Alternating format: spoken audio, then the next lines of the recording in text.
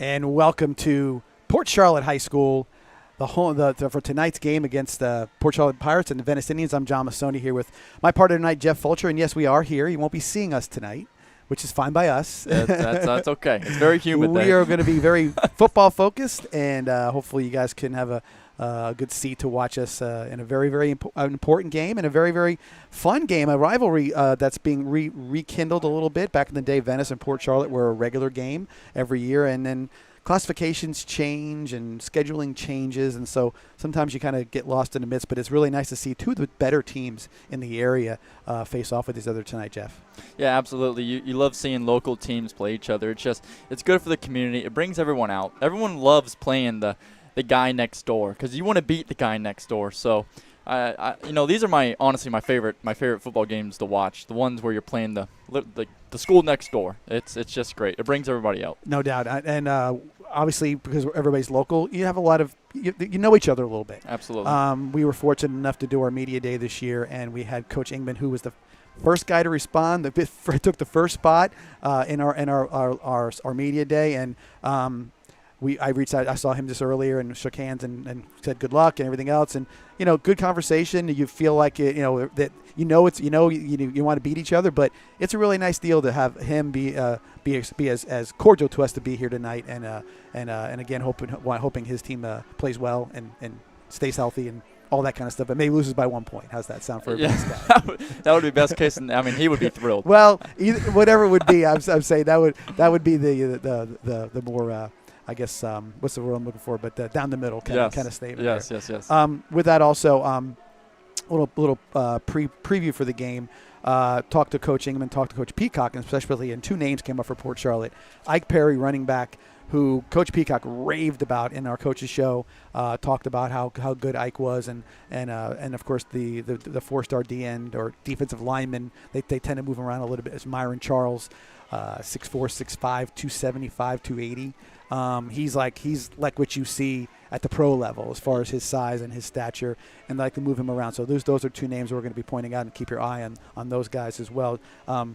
Jeff, you said you're a younger guy, but you know that the proximity, 15-20 minute ride down the road, and we're here. Yeah. And so it's kind of fun again to see a game after playing.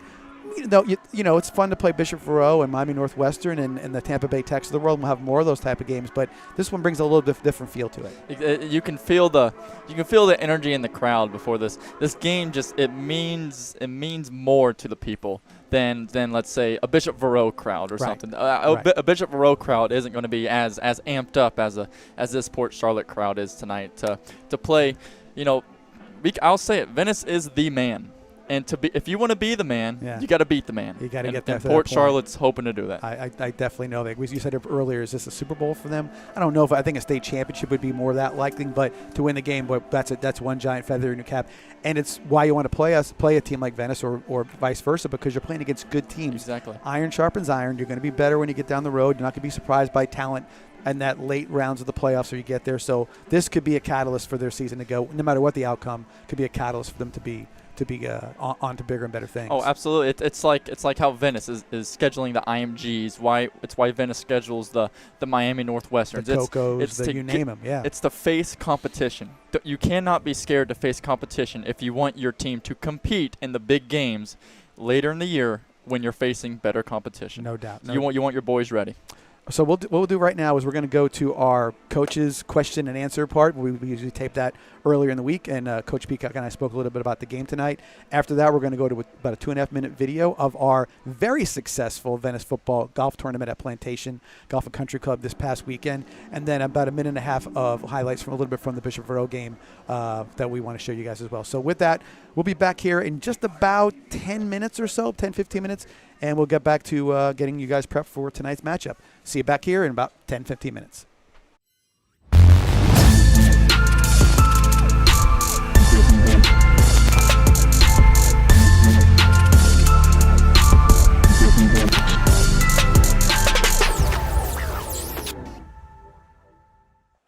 And welcome to the pregame show on VSN, and brought to you by Vibrant Aspect Media. And here with Coach Peacock with our traditional coach's corner, I guess you would call it, or interview in regard to tonight's game. We talked a little bit earlier before we got to doing this, and we talked about Port Charlotte and what they had to offer offensively. You sort of had high praise for their running back, and go ahead and tell us what you think about him. Yeah, I've seen them live in the spring when they played Palmetto, and I left there just going, wow, that kid is the real deal. Like they couldn't tackle him. He was fast. He made quick decisions. He ran the ball extremely hard, and he was their backup the year before. And I'm thinking, like, holy cow, who was the back last year? Walter Payton? Yeah. You know what I mean? Like, this guy was the backup.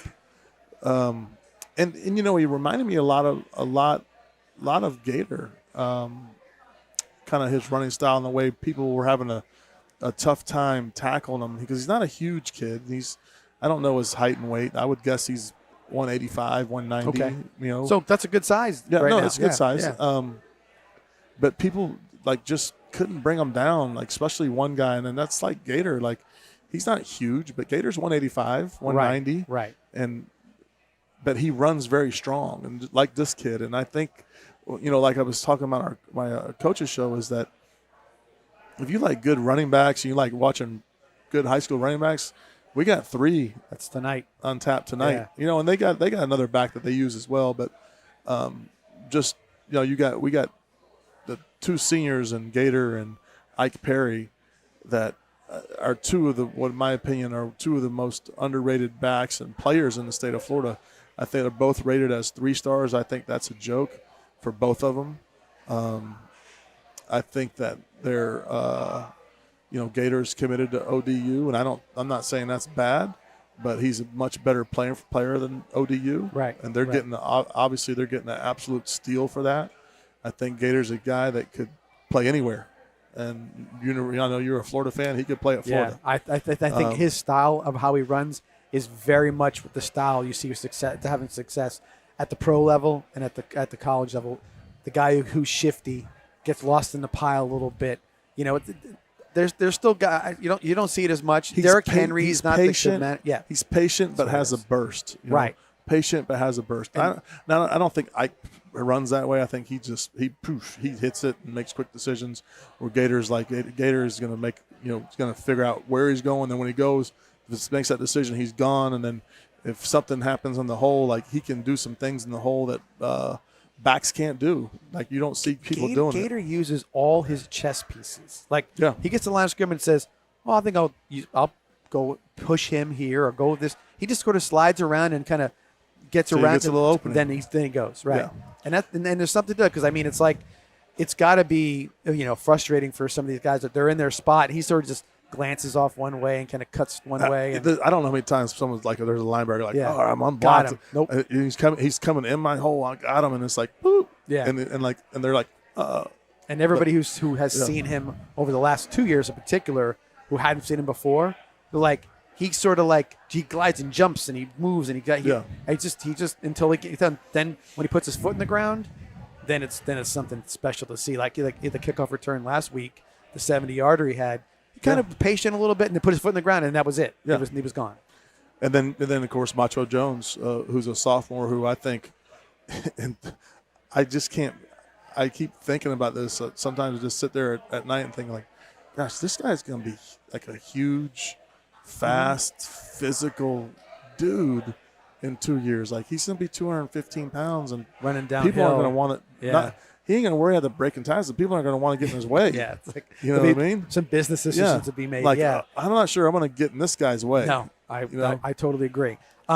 Defensive side of the ball for Port Charlotte, the big DN. Yeah, Myron Charles is, obviously he's a national recruit. He's, got offers from Alabama, LSU, who you name it. He's got offers from, I think he's committed to FSU. Right now, FSU, yeah. Yeah, so, and they do a nice job of moving him around. He'll play some different spots. They'll put him backside and he'll slant. He'll just disrupt the whole deal. Reminds me a lot of Damon Wilson, like he's the one-man wrecking crew right. For their defense. But about 40 pounds heavier. He's a big guy. Yeah. Probably not as fast, but obviously bigger and heavier than Damon was, sure. And then their other D linemen can play too. They're not any slouches. There's not he's got one guy in the D line. I'm talking about they got three or four guys that can play. He's just the name, the national recruit, and he causes a lot of disruptions. There's no doubt about it. Tonight we got Charles back, so that's going to be a boost to our defense. Last week we played with two starters out, and Hupp was out, and Ashari was out. So there's Ashari being back this week should help us out a little bit. Yeah, you look at that dynamic player, guys that they got to keep an eye on the whole time. Definitely helps the rest of the defense out. Yep. Real quick question for you: you're 18 years in. Obviously, you sort of got your routine down. Got your sort of. It's always different every year, but you're sort of got your ways of doing things. Coach Ingman's, I think he's second longest tenured coach in the area. Think he probably is. So it's not. I guess you would say the success is relative maybe to the fact that you guys are both have been around for a bit. It's got to be helpful, and that's what I'm trying to get at. It's like hard to restart all the time, and having the tenure he's had and you have has got to be helpful maintaining success. I remember when Coach Ingman came in, he was like 13 years old or something, and then now he's an old man. He's getting up there. I think he's a granddad now. So that's how quick it happens, right? Yeah, like he came in, I was like, they're hiring a teenager, and then now I see him now, and he's like I said, he's a granddad. But I mean, it's definitely you've seen the program grow with him. Right. I think they're definitely on the cusp of sort of heading into that next echelon in regards to playoffs, and obviously. Playing Venice, not to sound like horn tutors, but nonetheless, it's like that we bring a lot of experience, we bring a lot of success, and we have a program that's it's good. It's a good opportunity now to really put the litmus test out. Oh yeah, there. I mean, obviously we talk about this all the time, and this is a game where we ran into it last Friday night where. I don't know. Like I said, I don't want to toot our horn, but this is a big deal. It was a really big deal last week. This is a big deal for Port Charlotte playing Venice, where it's just Friday night. You know what's funny though? Everybody, with the program, sometimes we have to get sort of reminded of it that we are the guys that people want to beat. I remind my guys all the time. Yeah, because sometimes you walk in and you say, oh, "Okay, this is going to be," but then all of a sudden you're like, "Wow, they're really like." Okay. Yeah, they're out for blood. Yeah, I know. It's way up there. The intensity is. Last Friday night, I'm like, what is going on? And the coach is like, I can't believe you guys came out this way. Well, we had to come out a different way because the way we were supposed to come was flooded. He's like, I can't believe you knew what you were doing. And bringing it. I said, well, I didn't know what I was doing. Like the AD told me to come this way. Like this is what I was told to do. Like I didn't know, what am I doing? This is you know how big a game this is. And I was like, no, I don't. This Friday night. Like what's they're amped up. Next game. I thought even last week not to go back to there, but they had fans in the end zone sitting in chairs, and they were like ready to go. Yeah, they were not acting very Christian-like. Yeah, no, they were not. It was a very different scenario at that point. But nonetheless, but I guess what I'm saying is that it is something that that the kids are. I think that they have to sort of as the season goes on.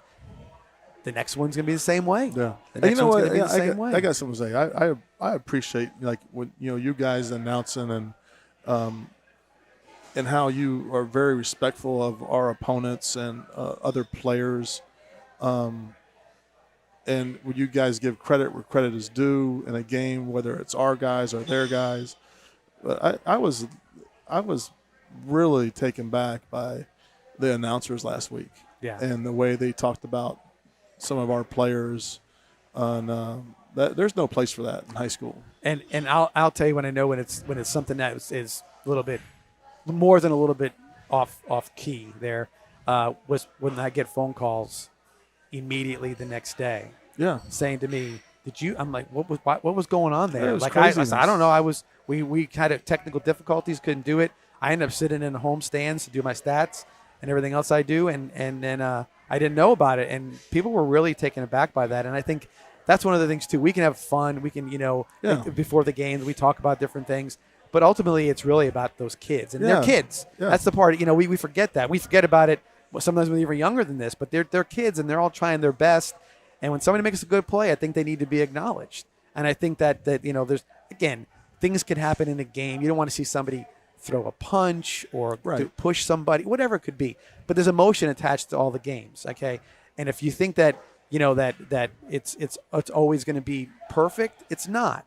Players are going to do something. You might get bad calls here and there, but ultimately, at the end of the day, you're looking to see how well the kids did.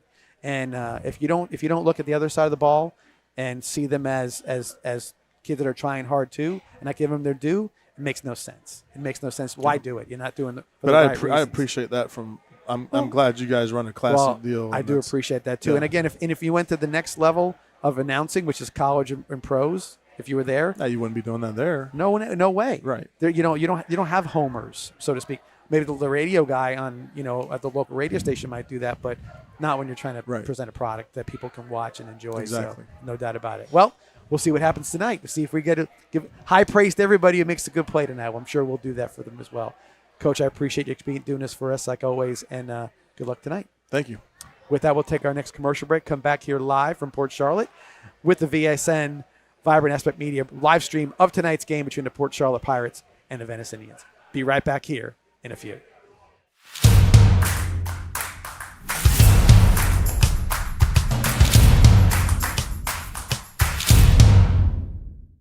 Good morning. Thank everybody for coming out today. If I didn't get a chance to thank you individually, this is a great event for our program, and this is a huge help financially for our program as well. And I want to thank you guys very much for playing, and hopefully we can continue to get your success throughout the future. If you haven't had a chance to come see one of our games yet, we like to make it very interesting. We scored 71 points last night in honor of our golf tournament. But we do like to keep it nice and fun out there and keep it close for some reason. So if you haven't had a chance to come out to a game, come check us out. It's very exciting. We've got some kids that are working hard, and we look forward to having a continued success throughout the season. But once again, thank you very much for playing. It means a lot to our program, and it's a huge help financially for us. Enjoy the day and take care of the course.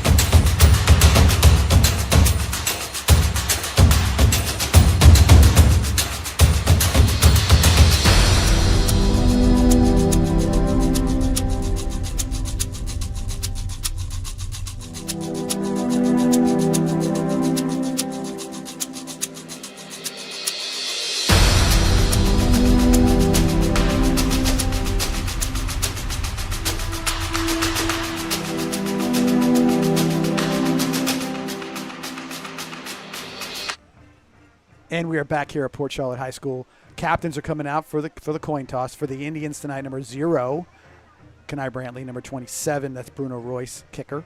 Number 84, that is Jake Scott. And Jackson Scott, I'm sorry. And then number 8, Landon Marsden for the Indians. And then for Port Charlotte, I haven't seen them coming up. They're kind of doing their routine here. Looks like they're right on the other side of this tent, John. I can see. Oh, he can see him. Okay, go, Jeff. You got it. Number 3, Ike Perry. I see number 4. There is not a number 4. That's like a phantom number out there. And then when the other fellows walk out there, I will say their name. Yeah, they're just kind of hidden behind the tent. But they had a pretty interesting, cool little pirate Oh yeah, that was really deal. cool. It was like I was like, what are they doing? Is somebody storming the castle here or whatever? But it was a pirate sort of montage, but that was pretty cool as well. That's their traditions down here. So again, the night tonight, I'm not going to comment it all night, but it's beautiful. It's overcast right now. Looks like any rain in the area is going to hold off for us tonight. You love any kind of game where it's not like it's a million degrees while it's still September, and I think the kids will be happy with it. So. All right, so we have number 9, Jalen Henry, and number 17, the quarterback, Logan Flaherty, looks like. So there you go. And we will see what happens with the coin toss. You know, it's funny. Coin tosses are sort of something that people don't really pay attention to sometimes. But, it can lead to something, especially strategically in the second half. Absolutely. You want that ball coming out in the second half. If you can double up on points and end of the quarter and the end of the second quarter and go into the third quarter, something that the team that I rooted against for still to this many years being a New York Jets fan, the New England Patriots had that stuff down to a science. Tom Brady would score right before the end of the first half and then score right at the beginning of the second half, and you were down 14 more than you wanted to be, and you're off and running. So strategically, that can be a very important part of what the game is. By the way, also, if you're looking at the field is beautiful, but it's brand new. I talked to Coach Ingman before the game, and he said, I said, man, your field looks great. He said, we had to get it because they were having trouble with flooding and different stuff. And, man, I said they did a great job as far as the grass is concerned. Very, very much like what Venice High School looks like. Yes, this is very, very nice. We walked down there for a little bit on the grass before we came up here, and it seems smooth the little bit we did walk on it. No holes, no dirt patches, it looked like. So I mean, they did a really good job when they did this. A lot of times you don't know how it's going to take and what kind of grass it is and whatnot, but they did a really nice job. And I can see that they crowned the field a little better too, because that really helps with the way things drain. In these cases, as you can see, our camera, if you're across the field, Venice High School has filled the stands as they usually do. So I'm very happy about that. And of course, Port Charlotte is definitely. I don't see an empty seat in front of me. It's going to be standing room right only. now. Standing room only on both sides of the field. Yeah, so that's we love to see that. Port Charlotte will receive the ball to start the first half. So we'll get to see the Port Charlotte offense right off the bat, and that running back Ike Perry, see how well he's going to play tonight. Again, Jeff, I said I think this is going to be an interesting matchup because Indians coming off a tough game, Yep. and so and a lot of people were saying, hey, would Venice overlook a Port Charlotte because but I don't think that's the case. No, Peacock will say it till he's blue in the face. He plays every game like it is a state championship game. Yeah, and that's how he prepares the men during the week. He says you got to practice like we're playing in the state championship game. So when people say there is no overlooking, Venice is overlooking nobody. You can't do any of that. It's just and again, when you play a tough schedule, you have to be prepared no matter what it is. And this is the toughest game as you're going to see, all year. Because again, the rivalry matches up. You're on the road. There's a lot of things that contribute to this that kind of squeeze that point differential down a little bit. Yes. And Pirates are on the field now. Absolutely. And Port Charlotte has been playing. I mean, they've been dominating everyone they've played. So they're coming in here with a ton of confidence. And they believe 110% that they can come in here and beat Venice. I mean, their first game of the week, first game of the year, they beat Island Coast 50-6. Their second game of the year, they beat North Fort Myers 51-7. And just last week, they beat Lehigh 66-0. So their offense is they're firing on all cylinders right now. And the Indians take the field to the traditional fight song of On Wisconsin. Yes. So they're out there. Love that. You know what I'm looking forward to see from the Indians is if the defense can really step up and if the offense doesn't have to go into a shootout every single week. Yeah. That would we were talking about it earlier. That would really benefit the offense. Yeah, and so we'll see how this go. So real quick, we're going to pause real quick, go silent for the national anthem.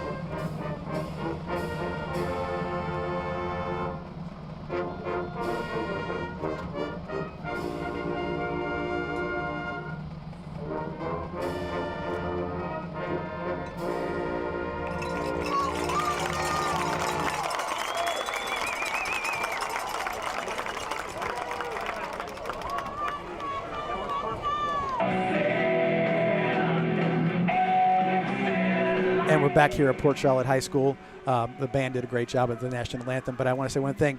When you're captain of the team for one night, you got to make sure you get the name right.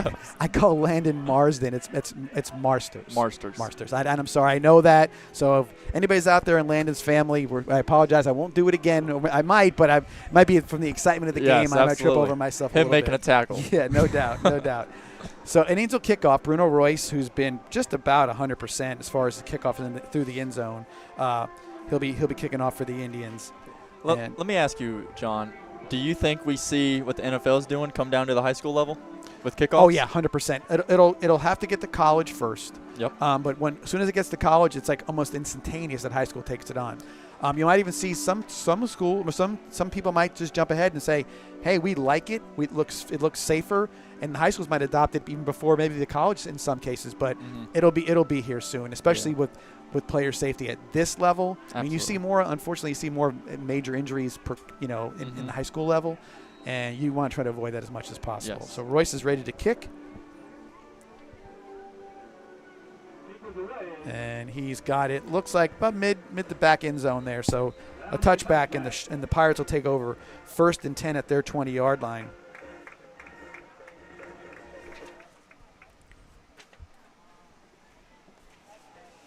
So we'll take a look for the Pirates. Yeah, look to see what the Venice defense brings in this first drive. Let's see if they blitz. What's the aggression going to be on this thing? We'll see how it goes. There's Perry, number 3. And Flaherty. I believe that's how you say that name. Flaherty, yes, a quarterback. Logan Flaherty, number 17. Logan Flaherty.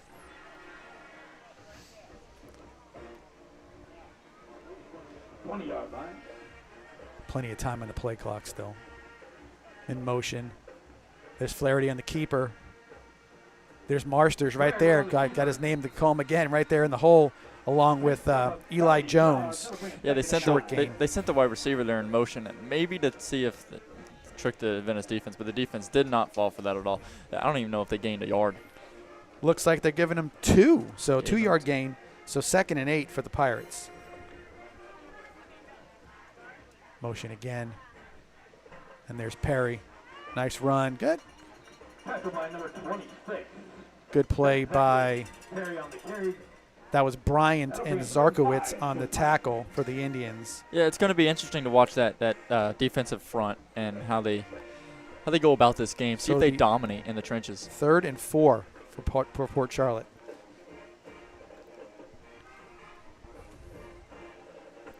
Venice got a big part of the defensive line back that was hurt last week. Ashari Charles is back, which is big time. Yes.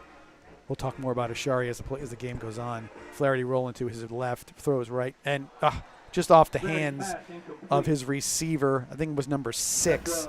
That would be Besserell. And there'll be punting time for the Port Charlotte Pirates. Punter's number 90 for them. Get you a name real quick. That is, wow, this is going to be a tough one. Carrison Bargenhausen. Let's roll with it. That's what it is tonight. Yep. And I might say different, but that's what it is for right now. Venice it looks like Winston Watkins deep. Oh, whoa. Punter just shanked that into the stands. Heads up, cheerleaders.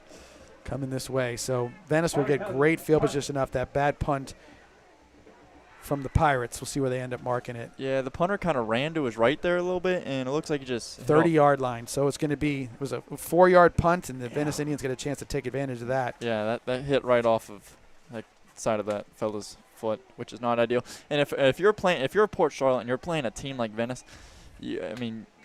those are the type of plays that you have to avoid. If you want to stay. You don't want to cost yourself in any phase of the game, but especially special teams. Looks like we're going to be on this one empty off the bat. We've got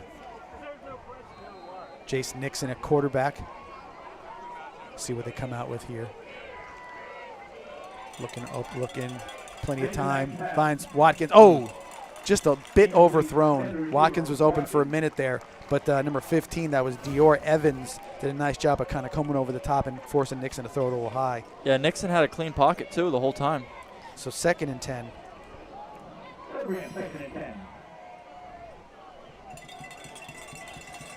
We got Wilder back there. Gator Wilder with a quick cut.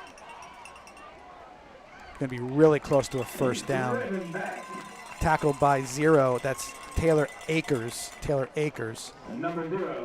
don't be surprised if he has 20, 25 touches this game. They're going to mark it at just about the 20-yard line. It'll be a first down for the Indians. Wilder and Dorian Jones are going to play a big factor in this game. They took turns last week, one with 200 yards and the other one with 133. Yeah, that's unbelievable. Nixon with the snap. Quick, fakes the handoff, rolling, looking. Finds, looked like a drop that time. That was Winnie Watkins again. Kind of had him a little low on the throw. Could have been a little bit, more up in his chest, but I think that's one that Winnie would probably tell you he's supposed to catch every time. Yeah, and it was a tough catch. He was falling backwards when the ball was coming to him. Yeah, as I said, it wasn't a great throw. 2nd and 10 from the 20. There's Gator with the handoff. Mock with a good block, and Gator takes it up just about to where another 10-yard gain. Didn't see who it was, but look at the whole secondary was over there. So they're giving him 9. There'll be another 3rd and 1 at the 11. Venice running their tempo. A little quick here. Again, a Gator mock out front again, and Gator cuts it back to the inside. He's got the first down. He's down to about the 5. Just a hard physical runner. Lomax on the tackle. So first down Indians down to the 5. 1st and goal. Gator, we'll say it now, we'll say it in the future. Gator's just going to put his foot in the ground, and he's going to bust you in your mouth. So you better be ready for it. Wilder again gets a block. Good job that's number 2. That's that's Marcus Nelson. I think that's who it is. A nice job by him to get under the block and stop him for pretty much no gain. So 2nd and goal. Yeah, that was a nice play there by the Port Charlotte defense. 2nd and goal. I mean, and you got to believe Venice is going to run this ball 2 more times. They're going big now. They got Dorian Jones in there. Macho still running, turning his legs. And touchdown, Venice Indians. Yeah, that was a nice little run there. We had all of our big boys in there, and Dorian just bounced out to the right and beat the defenders to the goal line. That's the jumbo package. It's different people every year, but it kind of does the same thing every year. They're able to move that line and get a good movement, and Dorian, all he had to do was just kind of pop it outside and then use his strength to get in the end zone. So Bruno Royce again here with, I say again, seems like he's always doing extra points, but in for the extra point. Snap is good, hold is down, and it's up, and it is good. So Indians capitalized on that bad punt with 9:19 left in the first quarter. Your score, Indians 7, Pirate 0. We can go to commercial, if that's okay with you. Yep, go to commercial and come back here for the kickoff. Be right back.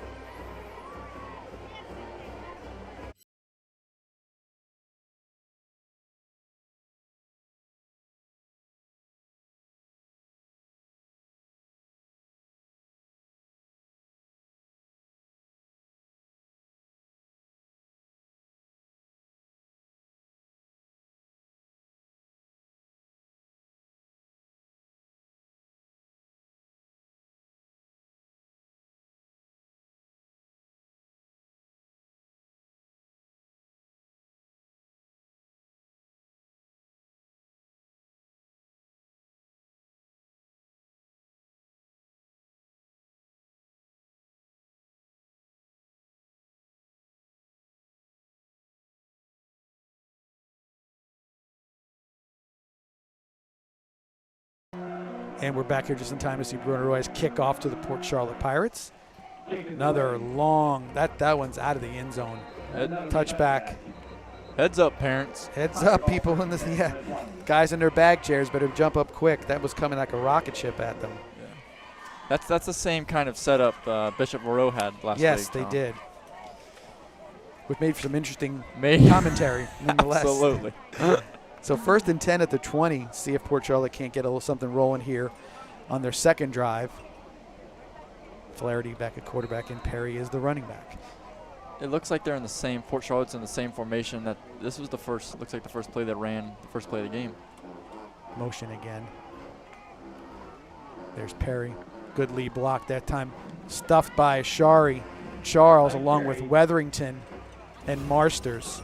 Yeah, the D line is very good at run stopping, and if Port Charlotte cannot get the run game going, it's going to be a long night for them. They're giving him 3 on that one, so second and 7. They're running a little tempo too.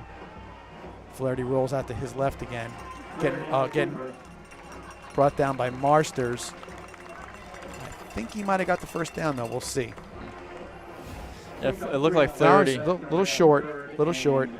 Marsters made a nice play right there. He grabbed at the horse collar and he stopped before he took it too far. So good job by him to recognize that it was going to be a penalty if he did that. Yeah, it looks like Flaherty went through all of his progressions there, didn't see anything, and just took off running, which we might see a lot of that tonight. So 3rd and 3. Flaherty again running a little power football. Looks like he's got himself a first down. Run out of bounds by, looks like, Weatherington and Marsters again. Yeah, that was a QB design keeper there. And nothing wrong with that. You get him a lot of blockers out there, and you just keep piling forward. So 1st and 10 at the 31-yard line. Quick throw, incomplete. Intended for number 7. That is Besserell. Yeah, when you're a wide receiver and you're running a little slant route right there in the flat, I mean, you better get ready to get hit. So I wonder if that was kind of going through his mind when that ball was in the air especially when it's a little high over the middle. Yeah. You're kind of exposed at that point. So 2nd down and 10. Quick snap. Pitch to Perry to the left side. Good hard run.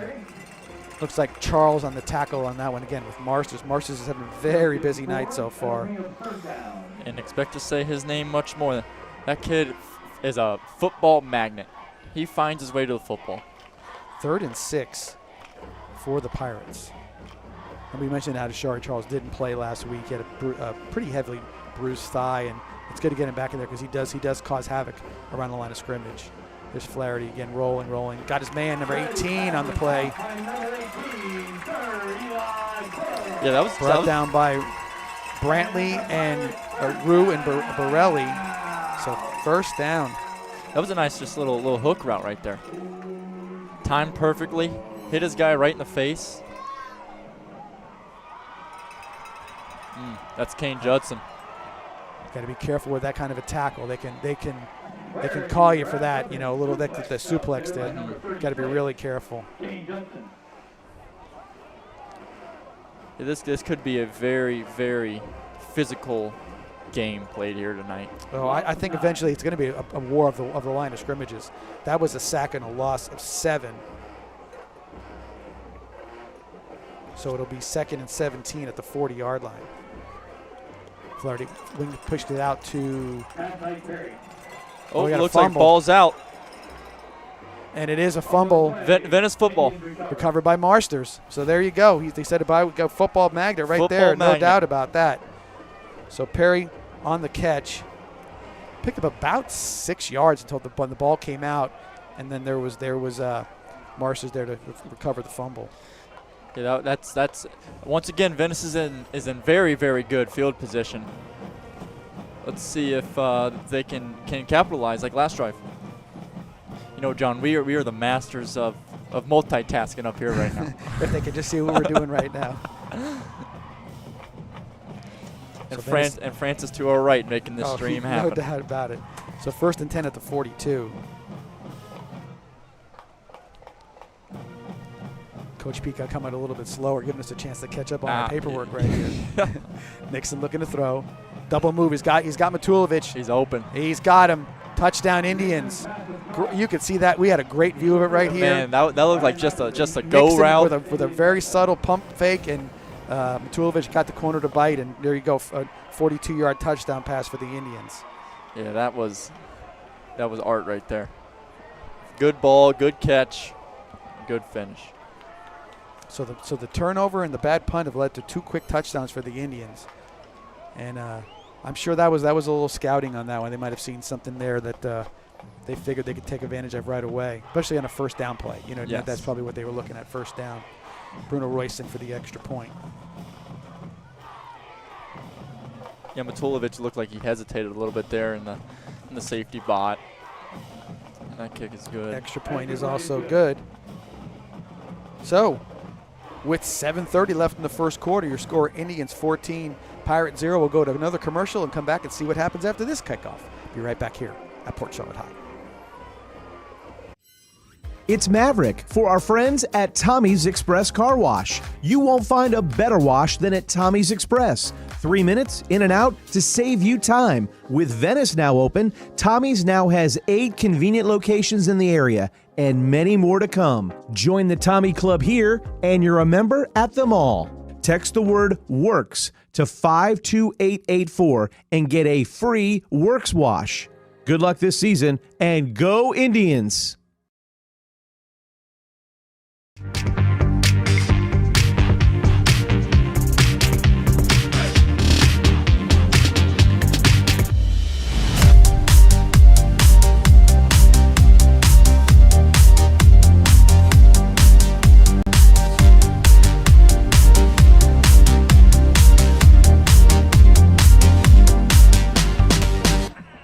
And we are back as Mr. Royce is about to put foot to ball, and he gets it in the end zone. Wasn't his best kick, but even that gets to the goal line. So another touchback and starting at the 20. And this is where sort of we're not there yet, but the repetitiveness of you get a score and then you're starting from your 20, it gets to be a little bit monotonous. You feel yourself like when are we ever going to get out of this quicksand or hole or whatever it may be? Yes. So.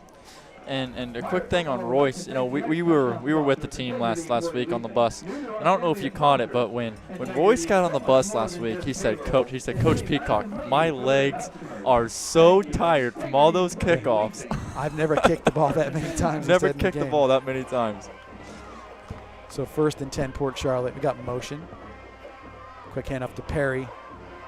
Penetration in the back. That was Eli Jones initially on the tackle, finished up by Ashari Charles. So good job by Eli to get penetration and Ashari to finish it up. Yeah, our linebackers just got through the O-line. Just someone missed their assignment. So they gave a gain of 1. It'll be 2nd and 9 for the Pirates at their 21.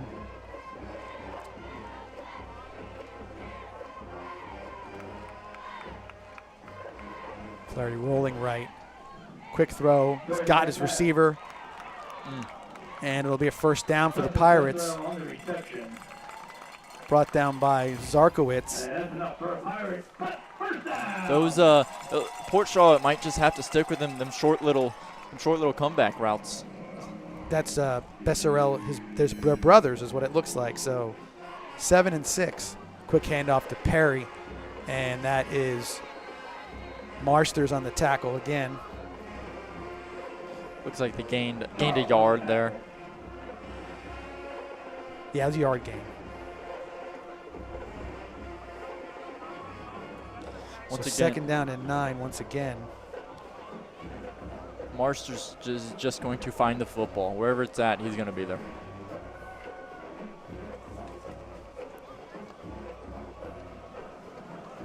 There's Flaherty on the carry. This tackle, Zarkowitz and Judson.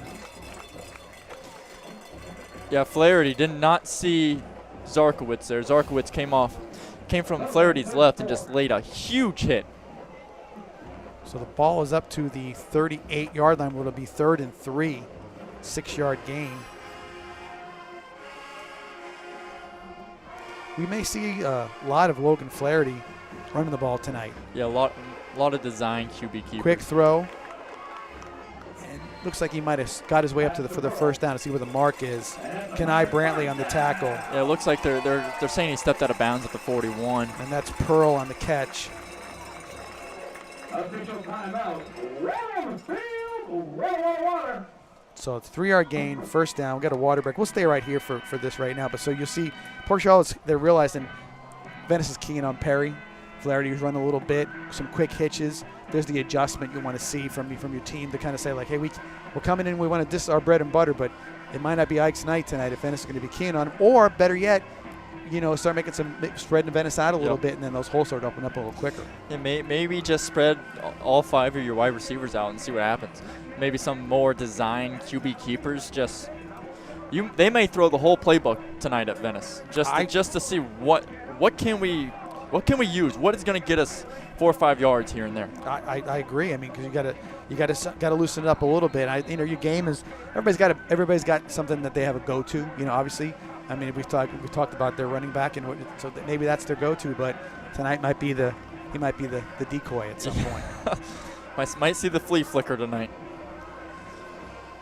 The good old Cadillac Jack. So after the water break, it is 1st and 10 at the Port Charlotte 41-yard line.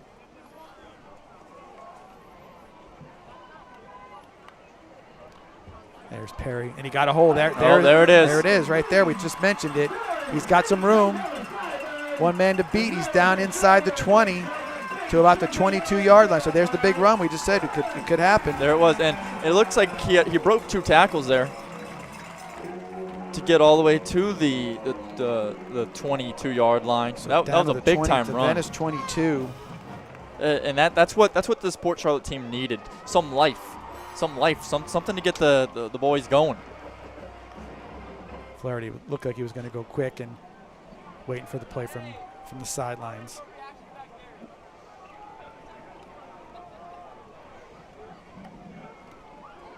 Hand off to the other running back. Wow. Yeah, to try to throw him to the ground, and he just kind of rolled on top of the.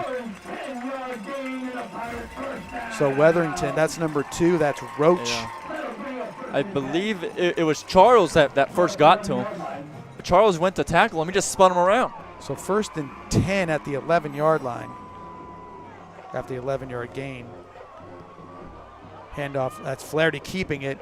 Charles drags him down. He wasn't going to let him get away that time. No, that wasn't a fling. It was definitely a drag him to the ground. No merry-go-round. No free ride on the merry-go-round. Looks like 2nd and 8. 2-yard gain. 2nd and 8 from the 9-yard line.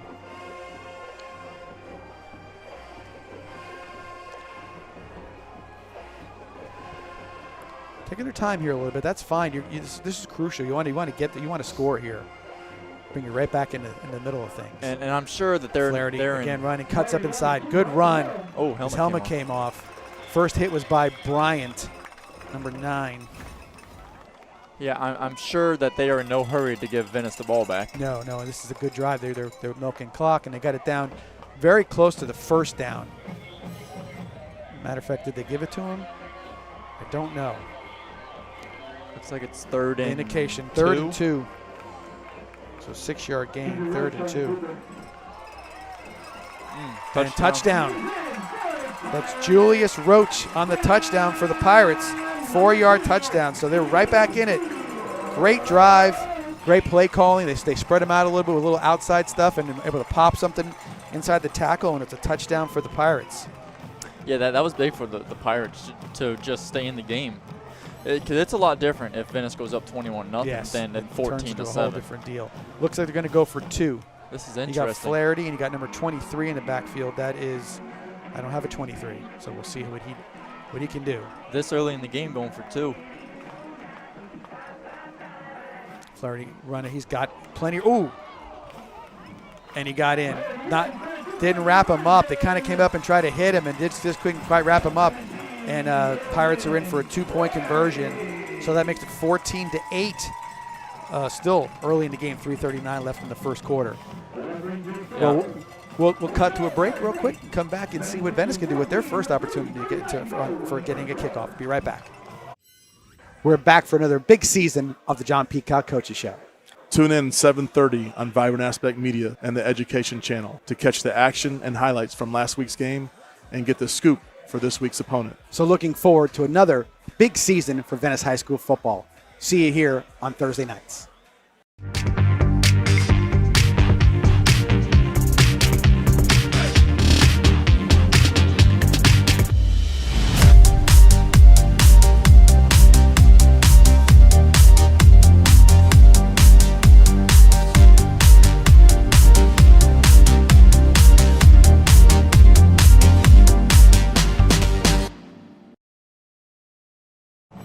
And we're back, and there's a pooch kick. Corbett is underneath it, and he's got it. Trying to get a little room. Started at the 25, and he's up to the 39-yard line. Nice play by Malachi Corbett with a nice 14-yard return. Yeah, a lot of good blocks there by the kickoff team there. That was nice.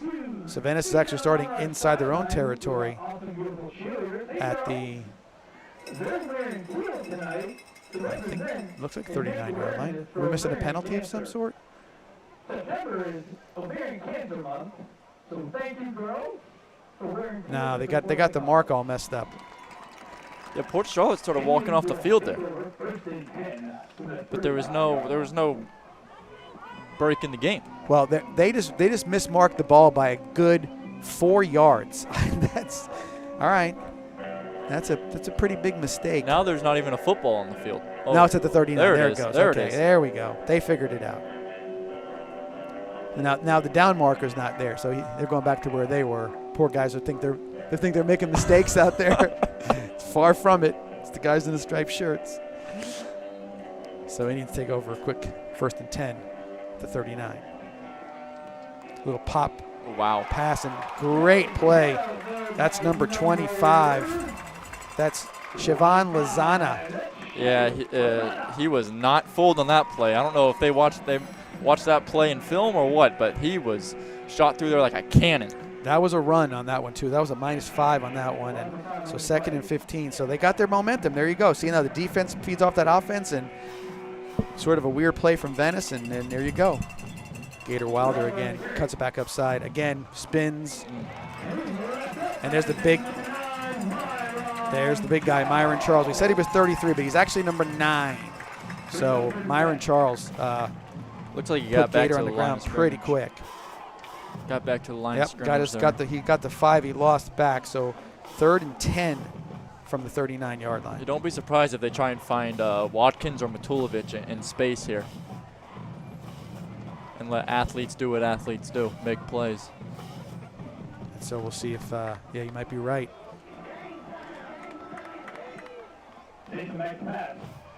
He's got him. Corbett dropped it. My goodness. Couldn't have put it in a better spot, right in the breadbasket, and Corbett had room around him and end up with the drop. You know, they say, John, it's a baseball turn, or you might have been the play might have been too easy. Yeah. You might have been too open to catch the football. Because there's that situation where you get that, I got this, and I'm 2 steps ahead of where I need to be. So Venice will have to punt. That's Bruno Royce coming in to punt. And he is a fantastic punter. One of the best punts I've ever seen in high school last week, where he put it out inside the 1 on a 47-yard punt with about 6 seconds of hang time. So Royce is back to punt. 2 guys back. Good snap. Oh, they blocked it. Oh, they blocked it. And I'll tell you what, the first guy who ran past it, he ran past Royce. I mean, he could have blocked it a second before that. So punt was blocked and recovered by number 13. Wow, you don't see that from Venice special teams. I mean, that was wow. There was absolutely no preparation on. I mean, they looked like they didn't even ready for the snap. I mean, there was seriously, there was guys who ran past the punter on that play. Yeah, that was definitely a lack of communication. I want to say. Could have been a lot of things, but I would just say you just weren't ready for that play. You weren't ready to go. Oh, very, very uncharacteristic from Venice. So after that, Port Charlotte 1st and 10 at the Indian 16-yard line. Now we got to make a stand in our red zone.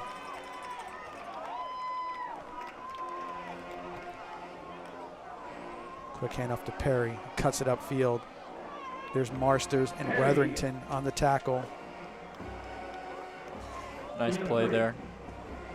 Hit him, gain of 2, it looked like. I mean. Yeah, I'll give him 2. 2nd and 8 from the 14-yard line.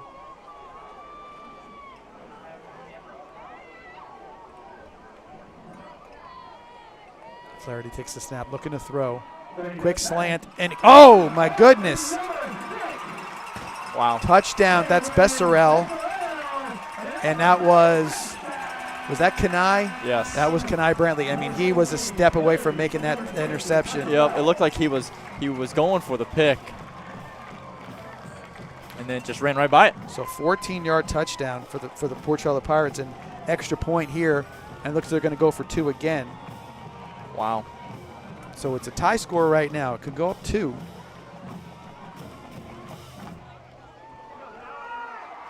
Flaherty in the backfield, and again 23. And last time they ran Flaherty to the left, and 23 was his lead blocker. So see, they'll do the same thing again. Now this time they're going to give it to 23. Flag on the play. And he didn't make it, but I don't know if there was a dead ball foul. It was a motion.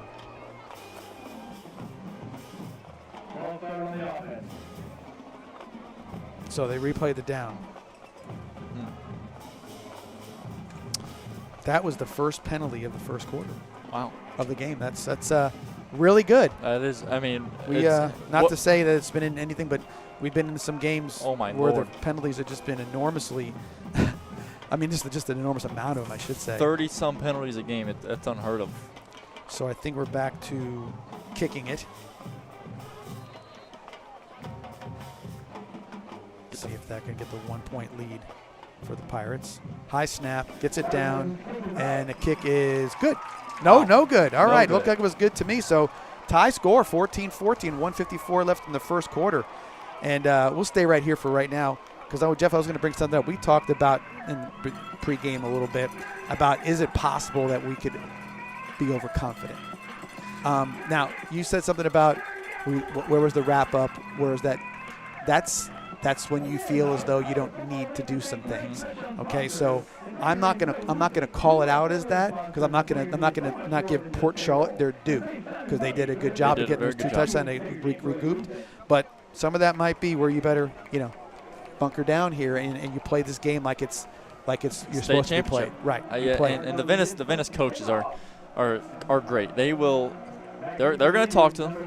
They're going to get this hammered out. They're going to say, you guys cannot get away from the fundamentals. You cannot just try and lay people out. That's how you miss tackles. Right. So you have to stick to the fundamentals. And they better get careful here. There's a little pooch that was handled okay, but now they're going to kick it off to Winnie Watkins. Takes it from about the 19-yard line, running to his right or his left. He's got some room.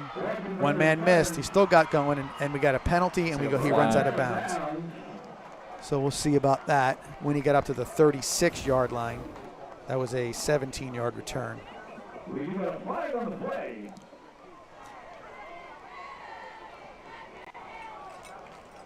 I think it's going to be against the Indians, and that's maybe a block. Should have opened my mouth about the penalties, right? Yeah. Block in the back. Yeah. So it'll be a 10-yard penalty. So it takes it back to the 20-yard line. If that's where they spot it, we'll see. So great first 5 minutes of the quarter, if that. And then now it's just been sort of got ourselves a tie ball game. little sloppiness, and Port Charlotte got their act together, and here we go, right? So now we're starting at the 19. So 1st and 10 from the 19, 1:45 left in the quarter. And it's props to Port Charlotte. They are getting opportunities and they're making the most of it. No, no doubt about it. That's how you hang with big dogs. A missed tackle or a license tackle, a drop pass, boom, boom, boom, and you take advantage of it. That's what you got to do.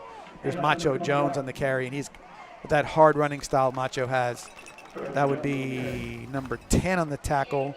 That would be Maddox Witterbort. So they gave Macho 8 on that one, so it's 2nd and 2. Yeah, they kind of got away from the ground. There's Macho again. Nice run following his block. Got the first down, dragging Port Charlotte Pirates with him. Really, really hard run by Macho, so first down. I mean, don't be surprised if they hammer the run game. I would say who tackled him, but there was probably 4 guys that were trying to tackle him. So a 16-yard gain up to the 43-yard line for its 1st and 10 Indians. I'm sorry, the 38-yard, so it's a 11-yard gain. Getting a little ahead of myself. Good pass to Watkins, and runs out of bounds. Yeah, Watkins was wide open, standing over there on the sideline. So it gets it up to the 49. So it's an 11-yard gain again for a first down. 59 seconds left in the quarter. There's Gator Wilder in there, and he makes a move, quick move. Still on his feet, down to about the 38-yard line, and 13-yard gain for Wilder. His feet never stop moving. It's like he's dancing on a dance floor, just cutting in and out, bouncing wherever he wants to bounce. He runs sideways. He runs crab style. I can't really describe his running style. It's just fun to watch. He just bounces off people and lifting his feet. It's just a fantastic job. He's still in there with Nixon. Quick. Got to get rid of it. And he's got Matulovic down. Wow, patience by Jace Nixon, and then find Ryan Matulovic for the 38-yard touchdown. A lot of. Is there a flag on the play? Yeah, that was. Jace went through all of his progressions, didn't have anything, and then Matulovic just took off on the fly there. And Jace noticed that and hit him. Exactly. It was just a little impromptu thing. I'm sure it's worked on in practice. So it's going to be a unsportsmanlike conduct penalty, I think, on the Indians. It'll probably be assessed on the kickoff. And it's sort of unnecessary. Just kind of you're costing your team yardage. But I do excited to go back to that to see Nixon kind of go through his progressions like he did. Never got panicky. Saw it broke open, and there you go. Quick 38-yard touchdown pass. Yeah, it was like, I don't want to say stop, but like the play was like, who's he gonna do? Someone do something. Right. Well, sometimes it happens. It's like a moment like, well, the play doesn't really go this long. So what are we doing here?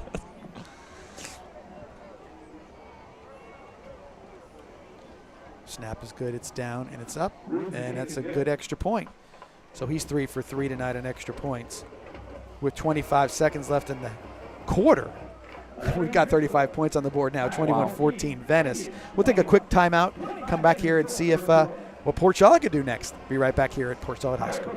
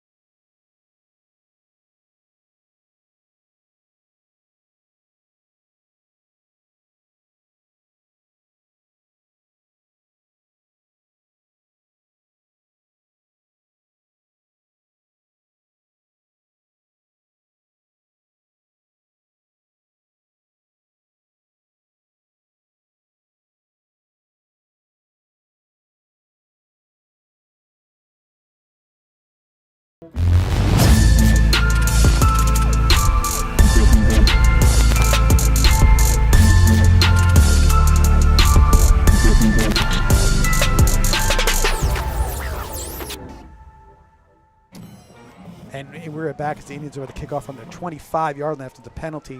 See if West can get it down there as far as he can. Gets it through the end zone. They're going to get a touchback. So that's a 75-yard kickoff touchback for Royce. That's about as far as you're ever going to kick it in a game with a 15-yard penalty like that, unless you have multiple penalties. Surprised that they didn't try to come up and get it, but that was their prerogative on that one, I suppose. His leg strength is impressive.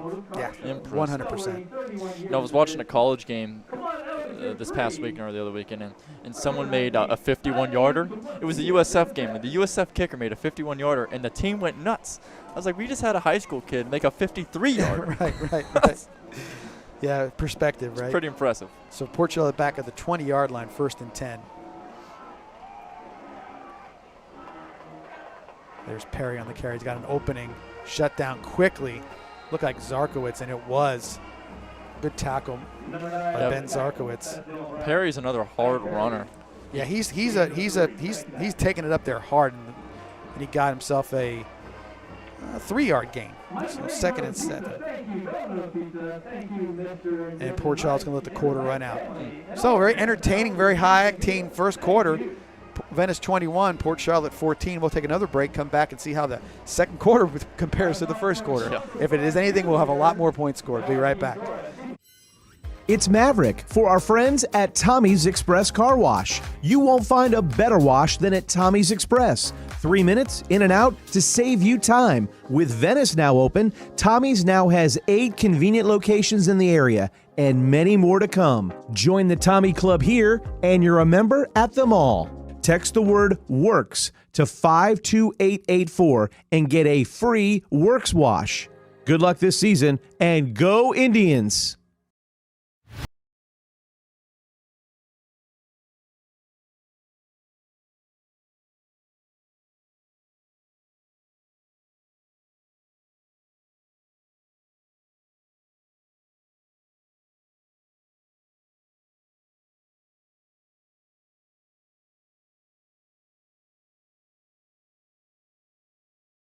And we are back here with the start of the second quarter. Again, scores 21-14, and we've got Port Charlotte with second and 7 at the 23. Motion. Flaherty rolling to his right. Quick throw. Got his man. That's another trying to rip the ball out. That's Zarkowitz. He didn't kind of wrap him up. Should have. And ended up being dragged down by Borelli and Rue. Yep, led to another first down.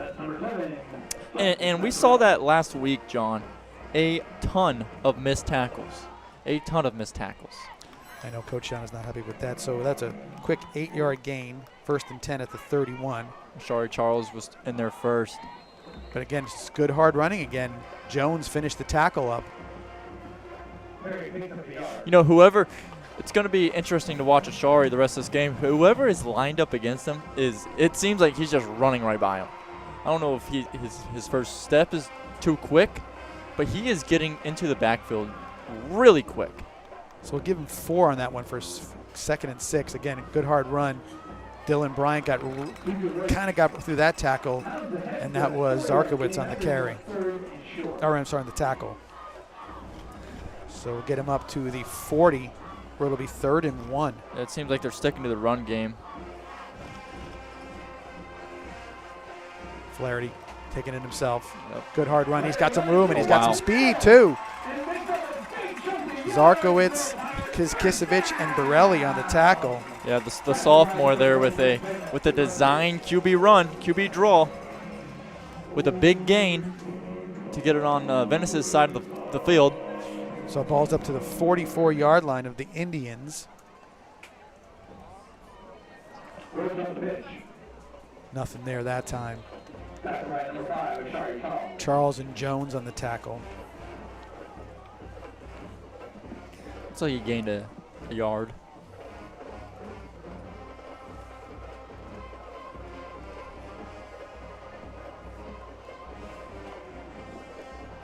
So yeah, let's give him a yard. 2nd and 10 from the Venice 43-yard line.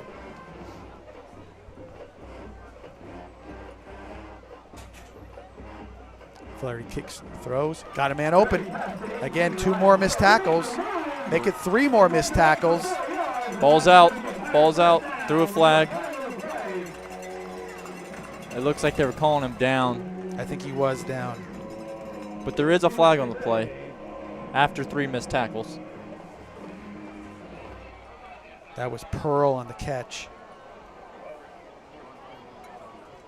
See what the referees decide here, who it's on.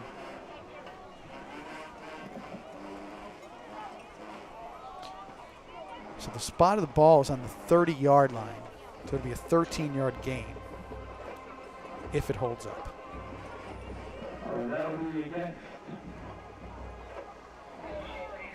So I'm not sure if they're going to give him the first down in this one, just because blocking the back on the runs on the catch. So they're going to give him the 13 yards and then back it up 10. So it should be at the 40. The referees. Wow. Okay. So it's against Venice. Okay. So 13. Wow. And there's the first down. And they gave him 5 more. I don't know what in the heck. Block. How can it be a block in the back against the defense? That's pretty crazy. I've never heard that in my life. Okay, I don't understand that. So let's. And they're still walking. Yeah, because that'd be 10 yards. That's why I was saying. It was like they didn't mark off the 10. Now so they're it's at down the to the 20-yard line. So it's a 10-yard penalty. I don't know what just happened. So Venice 20-yard line.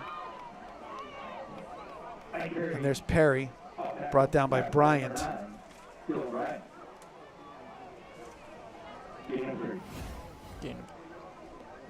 Let's say it's 2 on that one. So 2nd and 8 from the 18.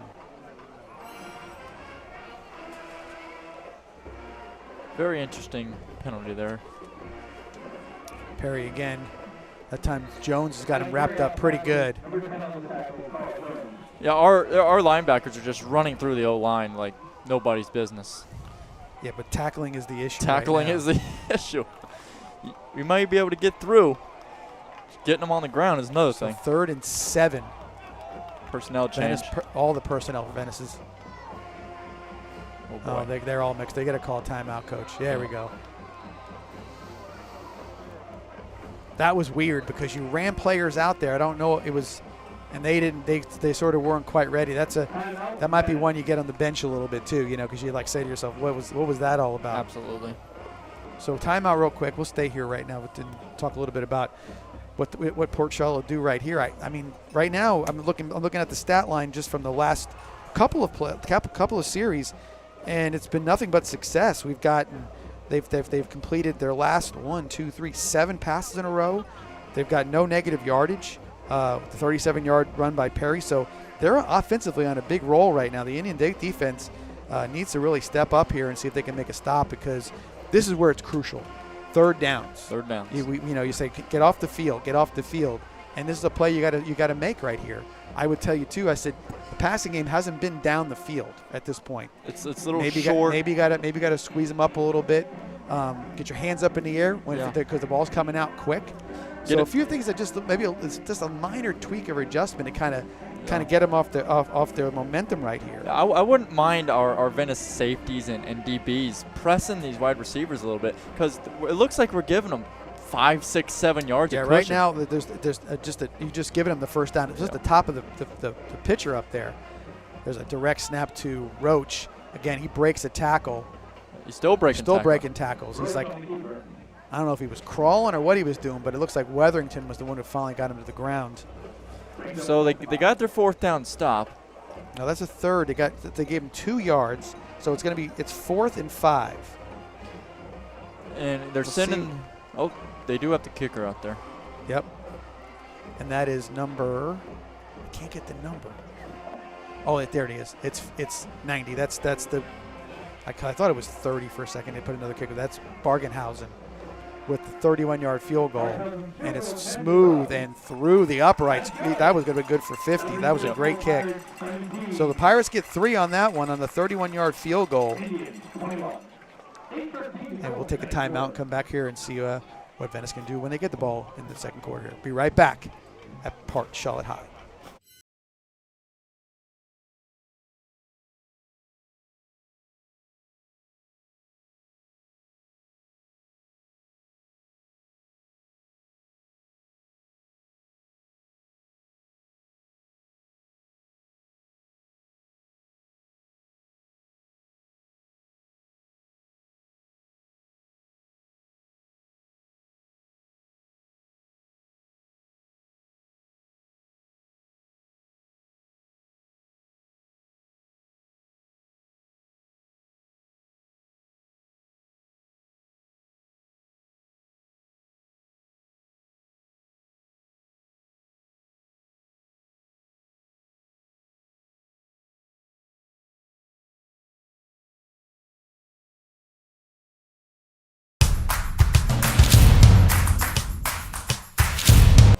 And we're back just in time to see the pooch kickoff to Gator Wilder running this way.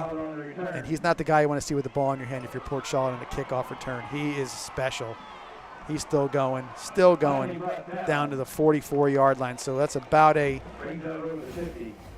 31-yard return for Gator Wilder. That you start seeing him in open field like that. You know he can break a tackle. So that's not a problem there. Watch out. He had one last week for 70 yards. I think he got down in about 3 seconds. And that's one of the things Venice does for their special teams is they put their best athletes out there. So no matter where you kick the football, you've got no choices. Yeah, someone's going to do some damage. Yeah, there's no doubt. Pick and choose your poison.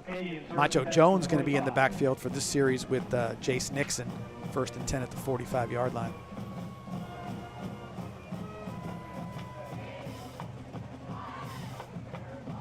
Takes his note. Get on it. And yeah, that's Jace's fault. That's 2 guys now that have taken their eye off the ball in a situation where it's just you got to make that simple play first. So the ball is down at the 44. That is an 11-yard loss. Takes it back to the Venice 44. 2nd and 21.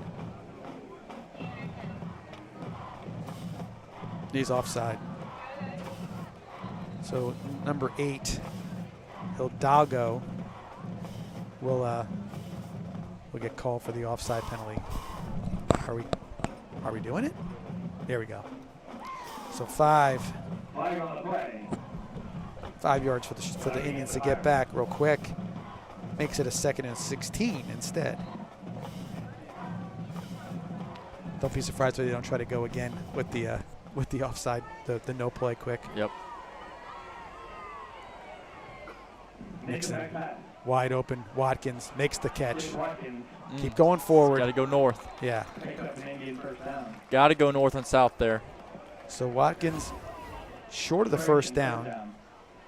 He'll be up to the 41-yard line. So that's a good 10 yards back.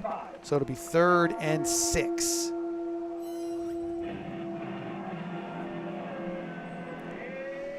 Good 20 of your playmakers. Again, right to Watkins, and he put it right on his face. He could.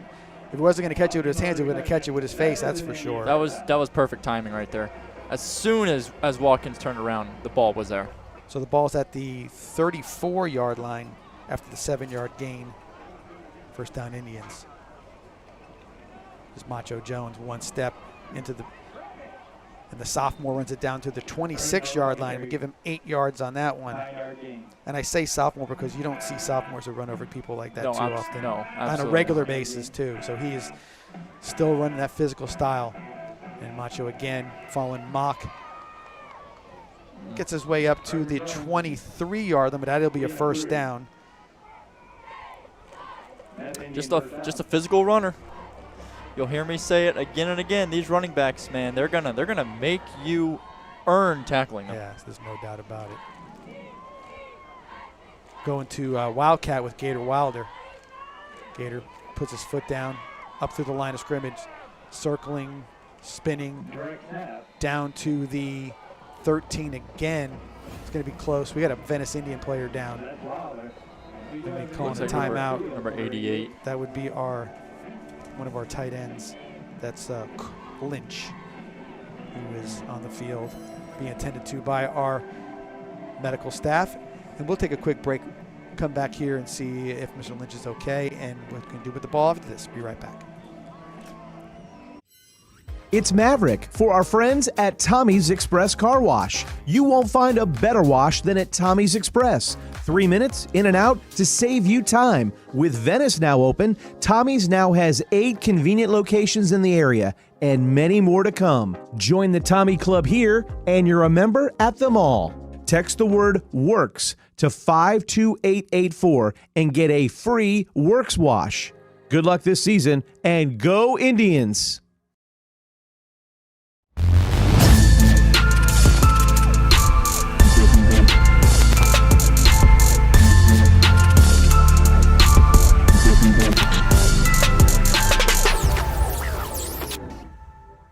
We're back for another big season of the John Peacock Coaches Show. Tune in 7:30 on Vibrant Aspect Media and the Education Channel to catch the action and highlights from last week's game and get the scoop for this week's opponent. So looking forward to another big season for Venice High School football. See you here on Thursday nights.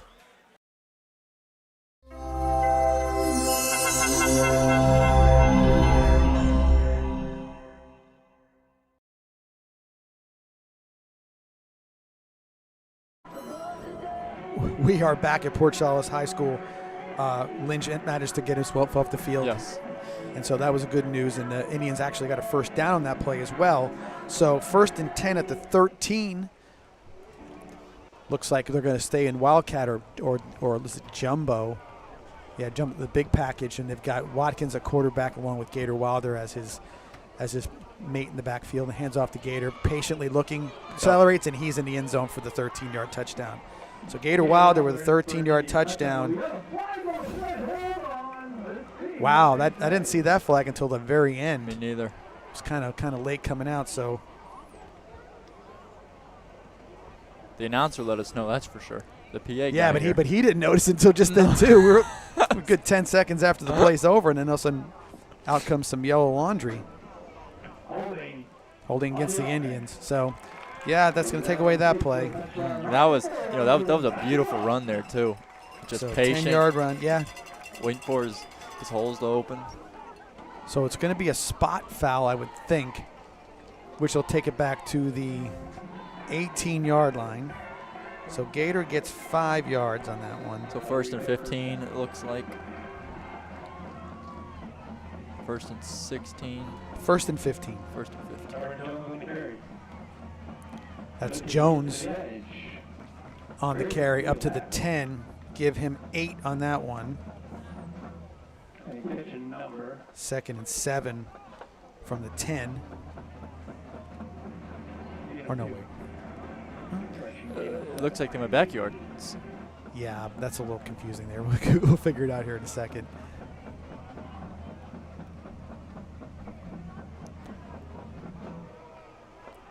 I'll still call it 2nd and 7 based on what I see.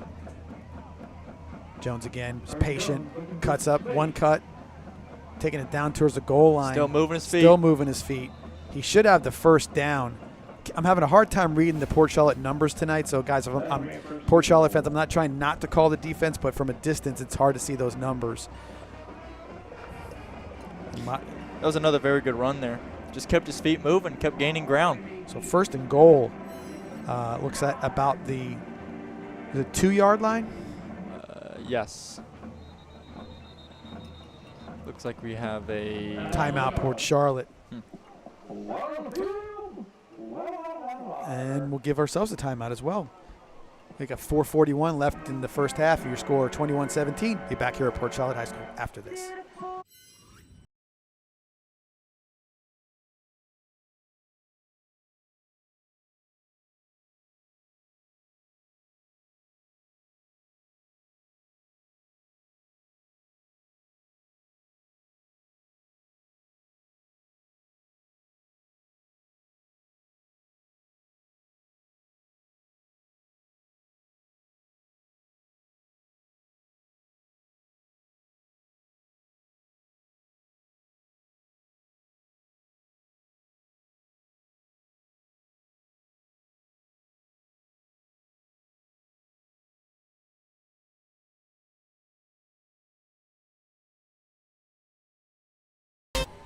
And we're back here with 1st and goal from the 2 for the Indians. Watkins at quarterback.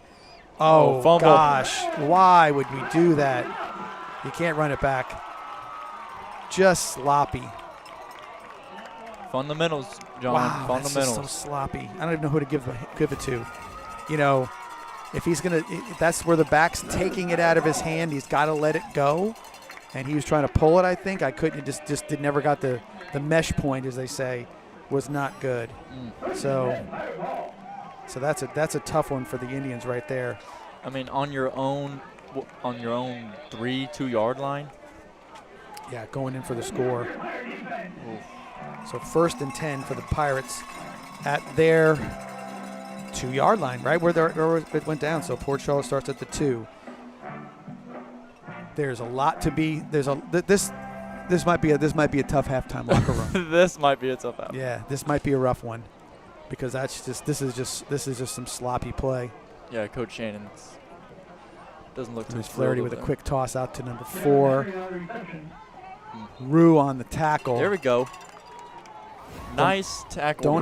Don't have a 4. Wrapped him up and tackled him. That's right. Stick to the fundamentals. Wrap up, wrap up, wrap up. Give him 4 yards on that one, so it's 2nd and 6 from the 6.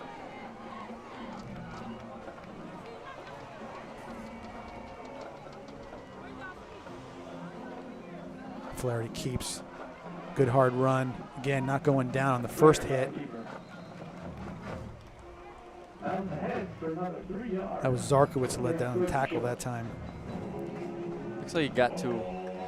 They gave him a good amount of yardage on that one. He's up to the 12. He picked up 6. Yep.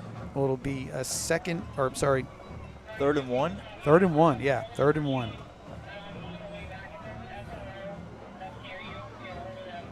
Handoff. That's Perry. Yep. Breaks free up to about the 20-yard line. Bryant and Zarkowitz again. The yards after contact is what is very impressive to me right now. When these guys get hit, they just keep their feet moving and gain an extra 3 or 4 yards. Motion. And Flaherty keeps it. Bryant on the tackle along with Zarkowitz.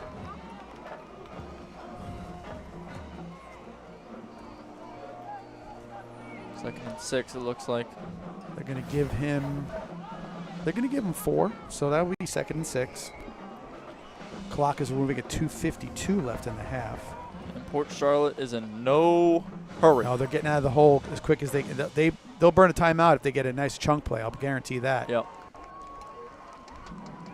Flaherty looked, kind of pumped again, finds his Borelli with a great play, because I tell you what, somebody got behind him and he made a good play, but he's the safety. He's the last line. He can't let a guy get behind him like that, but good play to get back and make the deflection on the pass. No, it looked like Flaherty was supposed to throw it to his wide receiver here on the near side. Looked at his progression, wasn't there, started to run out, and then he was like, oh boy, I got a guy open down the middle. Yeah, everything flows that way, and Yep. it's like everybody's flowing, and then you pop a guy the other way.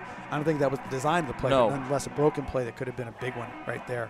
So 3rd down and 6 for the Pirates. They're bringing the house on him this time. Yes, I think they they are. got him this time. The sack. Helmet came off. So that is Eli Jones on the sack. And I think there might be a timeout call being called here real quick. That was an all-out blitz. You don't see that too often from the Indians, but I think Coach Shannon might have seen something he thought needed to be done. So it was 11-yard loss down to the 12-yard line. This is the Make it 4th and 17. second time their punter's going to be punting tonight. His first punt went for 4 yards. They So went out of bounds, yeah. So we'll see how it goes here. I'm sure he's hoping for better I bet results. Venice would love another one of them punts. Be careful here, guys. Watch out first. You never know. Yep. I like the up back is the big D lineman Charles. That might deter anybody trying to get a punt block. Got a knuckleball off. See if Watkins picks it up. He had a nice easy bounce on that one. And he takes it up to the 46. So 5-yard return.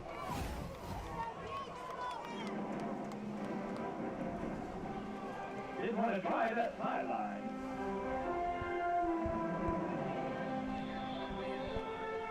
PA announcer was mentioned that when he ran out of bounds, but I think it's one of those when you see 6 guys in front of you, maybe you just think that there's not much good coming from that. So, well, I don't mind it so much. I would like to maybe in a different situation, I'd like to see a foot in the ground and make something happen. But in this case, we'll take that. So 1st and 10 at the Port Charlotte 46-yard line. 1:41 Venice left in the half. They're going to go for a shot here. Nixon looking, got Corbett, got Watkins. Watkins steps out of bounds. Again. Second and very short. It looked very short. Indian, 2nd down. So he's going to give him 9. 2nd and 1 from the 37-yard line. And that one right there, you would hope you see the sticks a little bit, on that one. That try to get the extra yard. Quick handoff to Gator. Wilder gets up to the 35. Brought down that time by number 10. That's Witterbort. So 1st down and a timeout for the Indians. Timeout. We'll stay here through this timeout. So 1st down, Indians. They're at the 35-yard line. That's Venice's 2nd timeout of the half. So I think what you're going to see now is that even with 1:30 left on the clock, Venice is going to run their same offense. I think they run so much tempo all the time that it's not hard for them to kind of say, hey, let's just run a normal offense. Our running game is a big play running offense. I would think that puts a lot of pressure on Port Charlotte now to think, well, what are they going to do? You can send somebody deep, or you can decoy somebody and then catch something underneath. We'll see, but I think they'll run their regular offense and just play that tempo game and just stick to the fundamentals. I think that the key of Venice right now is fundamentals. Just clean things up. And we'll, at halftime, after we get to watch the bands play and everything else, I think we're going to take a look at and see where there were some key plays that could have been, a lot of different outcome to this point. So we'll see. For 1st and 10, from the 35-yard line, Nixon takes a snap, pulls the ball, looking. He's got Corbett open, and he catches that one. It gets down, and it's a touchdown. Malachi Corbett. That one, he did not let go through his hands at all. My big makeup catch there, but there is flag on the field, John. We got a flag. So again, what are we doing back here? Now that flag is 3 yards from the line of scrimmage. So they're going to say illegal man downfield. So he just touched his head. So it's no touchdown. Illegal man downfield. I wasn't paying attention to the line of scrimmage at all. Well, I didn't see that at all. We saw a quick replay and we didn't see anything where he was downfield at all. Maybe just on the edge of the line there. Wow. That's a ticky-tack call. So 5-yard penalty makes it 1st and 15 from the 40. Gator on the play. On the carry, I should say. Picks up 6. So 2nd and 9 from the 34. Yeah, they're giving them back to the line of scrimmage.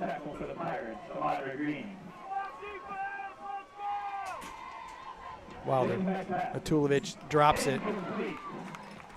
Wasn't a great throw, but definitely catchable.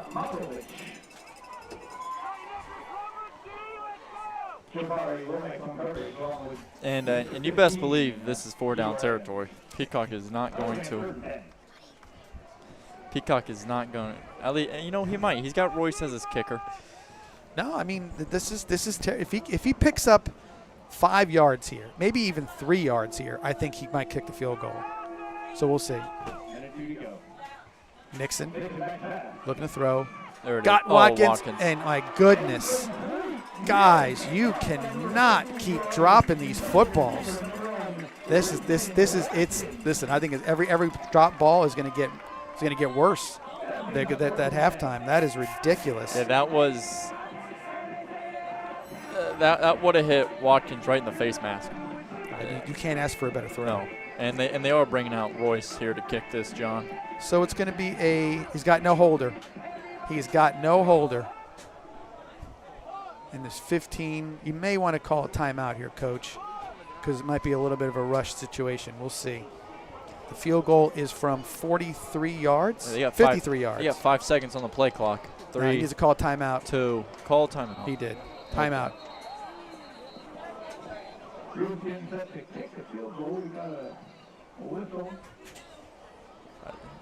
So Indians call timeout.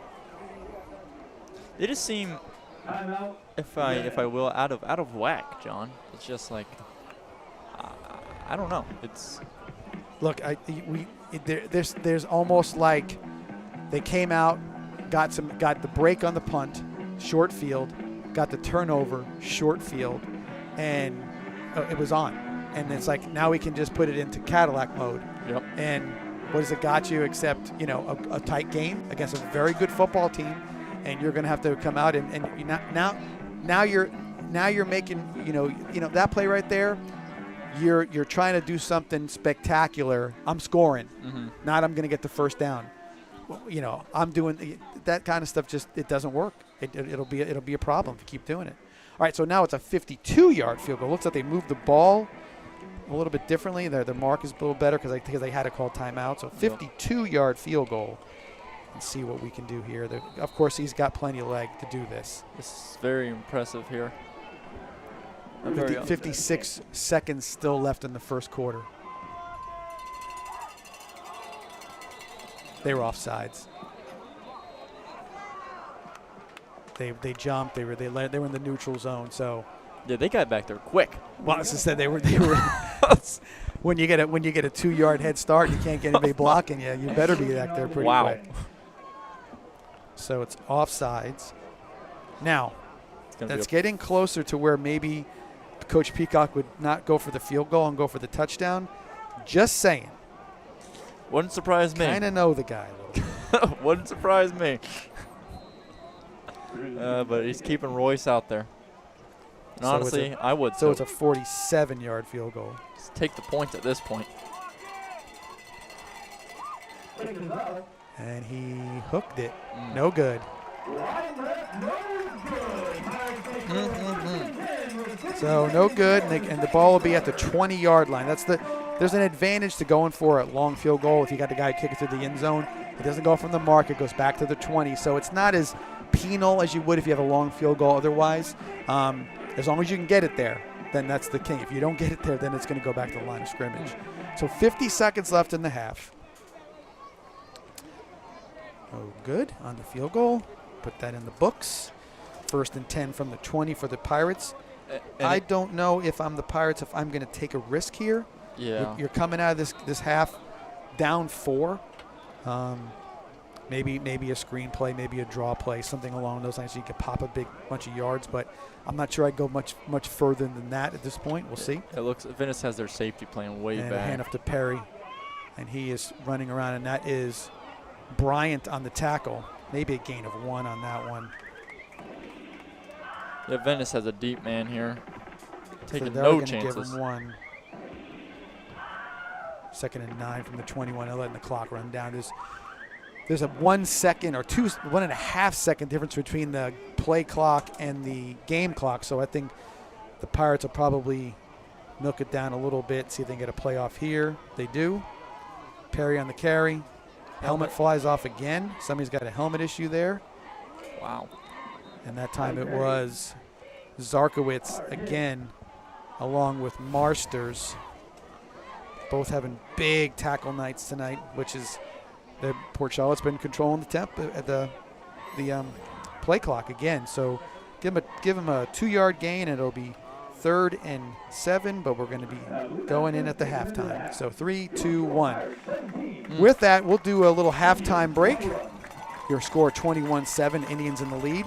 We'll take it over to the bands to come out. I guess we'll be watching that, and we'll come back after they're done and give you some stats and some analytic conversation on what went wrong and right for both teams. Yeah, With that, we'll be back here in about 15 minutes. See y'all a little bit.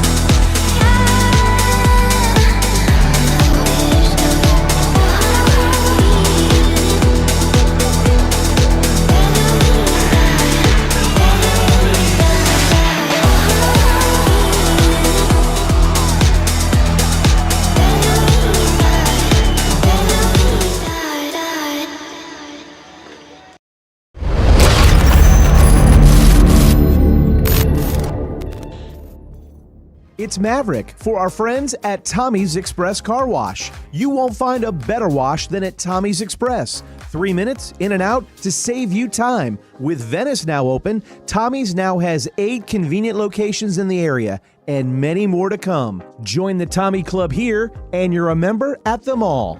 Text the word WORKS to 52884 and get a free Works wash. Good luck this season and go Indians!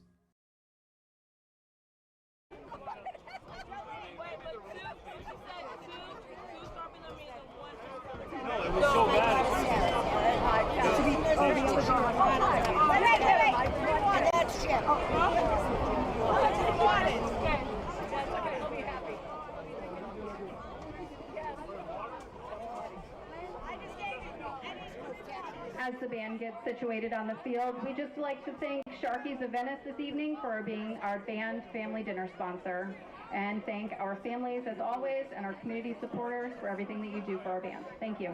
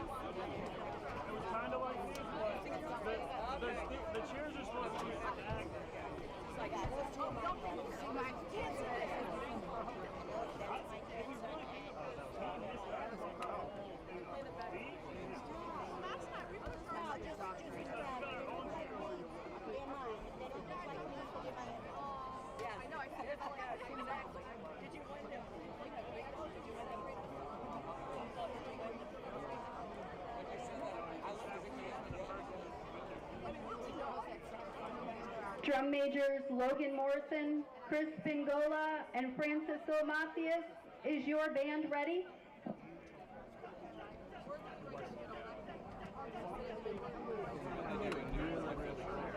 You may begin your performance. Thanks, sir, for a reason, Jackie. Oh, my Alec came from. I'm looking forward to his expert commentary.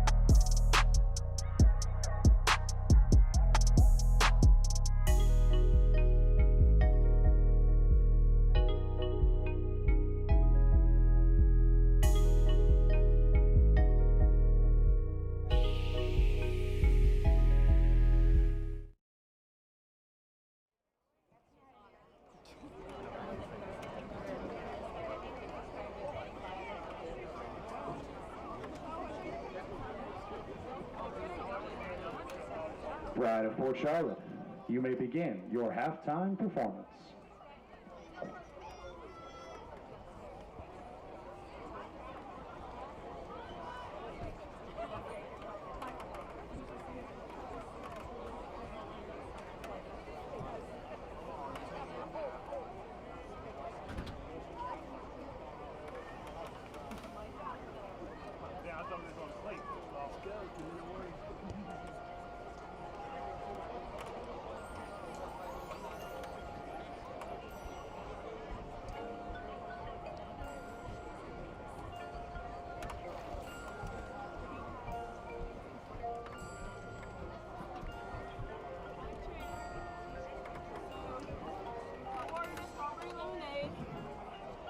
Strawberry lemonade. Strawberry lemonade. This one is very hot. I'm sorry. Very sorry. Who got a sorry? 2 lemonade and a water. 2 lemonade and a water. Sorry. I have another sorry. Whose sorry was this one? That's my sorry. My favorite one. This is yours, right? Whose water was this? Jackie got 3. This is 2 out of 3.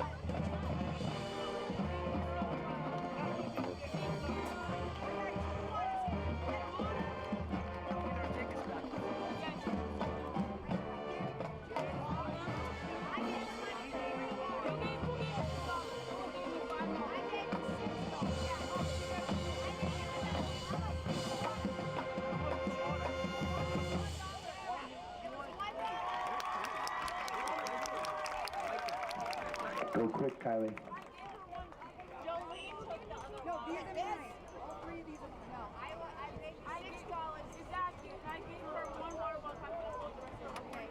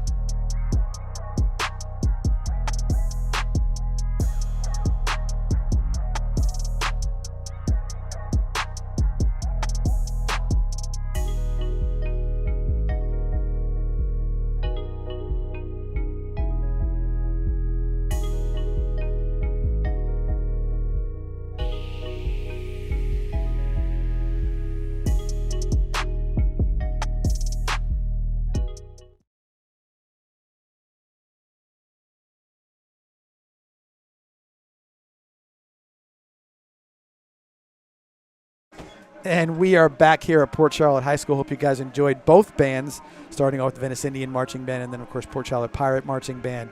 We are about to kick off here shortly, but, Jeff, I'm going to go through a quick few stats. Venice had 20 carries for 100 yards in the first half, led by Gator Wilder with his 61, Macho Jones at 51 and a touchdown.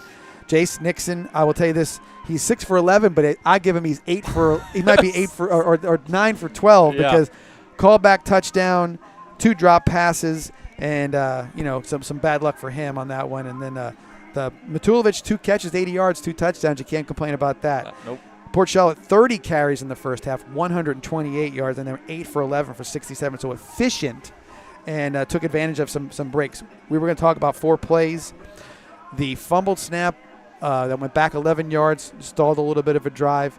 The callback touchdown, a couple of the drop passes. Maybe it's more than 4, but you can go a little further with how that can really affect how it affected the first half. It's just a momentum killer when you got a good drive going and you score a touchdown and then it gets called back from a flag. It's just like it's a gut punch, and it's honestly it's tough to come back from. Yes. When you're dropping passes that are right to your face, that are right to your chest, it's frustrating for the quarterback, for the coaches. You just gotta take a deep breath and play fundamental football. And what happens is you start to press because the plays that you didn't make are still in the back of your mind. Hey, I got to make up for that bad handoff at the goal line with 2, and I'm gonna score here. I'm gonna turn this 10-yard pass into a 40-yard touchdown, but you don't catch the ball. Yep. So that kind of thing happens. So you're seeing some of that stuff. I think it's a calm down moment, and Venice has got to do something about it, and they got to come up and get that kick right there. So they do. That's Malachi Corbett with a very sound play right there to get that ball on the 40-yard line. You've gotta control what you can control, John. Right. Which is catching the football, wrapping up when you go to tackle a guy. It's control what you can control. Yeah, you're right, because a little bit of that is it's like, hey, I'm going to fling this guy to the ground. No, he's going to keep running. He's going to give you effort. He's not giving up. And so it's fundamentals, like you said, holding on to the football, making things happen, but don't make it happen before you get the ball in your hands, let's say. Yes. So we're going to start off with a little wildcat here. We got the 2 running backs in the backfield. That's Gator Wilder and Macho Jones, and see what Coach Peacock has dialed up here. I'm sure it's just going to be right down their throats with the running game. Oh. Gator keeps it, and he has got a nice chunk of yardage. Still going. And still going. Still going. Still going. Wow. That was very impressive. That was a lot of pulling and pushing and you name it. Tackled by, I think, the whole defense for Port Charlotte on that one. Down to the 33-yard line. So that's a 27-yard gain for Gator and a first down. That's what you love to see coming out of halftime. And let's just I want to make sure I make one thing clear. Port Charlotte played a very good first half. Oh, absolutely. Macho Jones on the carry. Gets down to the 26-yard line. Brought down by Akers, if I got that right. I said it earlier, but I'll reiterate. When you're when you're a team like Port Charlotte playing a team like Venice, and Venice gives you opportunities, you have to take them, and Port Charlotte has taken them. That's why the game is where it's at. Jones again takes it up just past the first down. But then again, if you're a team like Venice, and you let these teams hang around, that's when they come and bite you. That's when you get upset. You have to put teams away when you can. So 1st and 10 from the 21-yard line. Macho Jones up to the 18. Nice hard run there. Gain of 3. Serrano on the tackle. 2nd and 7. Nixon looks. Just that's a play where it's a timing thing, and Nixon expecting to be in a spot and just wasn't there. So 3rd and 7 from the 18-yard line.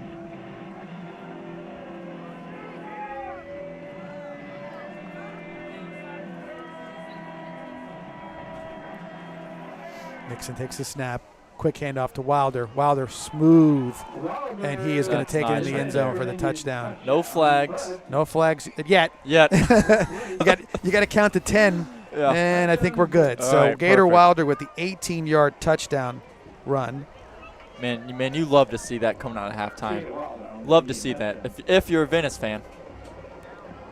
Again, that was just he came out and said we're gonna establish the line of scrimmage and we're gonna get this ball in the end zone. I'm sure that was like I said, I'm not sure how volatile the halftime talk was, but I'm sure it had the message was just what we saw. You know, I'm sure he talked to him nicely. Said, listen, he's a calm dude. He's chill. Yeah. But you know, that's, you know, we feel it. Like, hey, we would be, you know, we yes. get the feel of it being upset about stuff. So, and Bruno Royce is good. So that'll make it 28-17, and we'll take a quick timeout, regather ourselves here, and see what Port Charlotte come out and do here with their first possession of the first half. Be right back.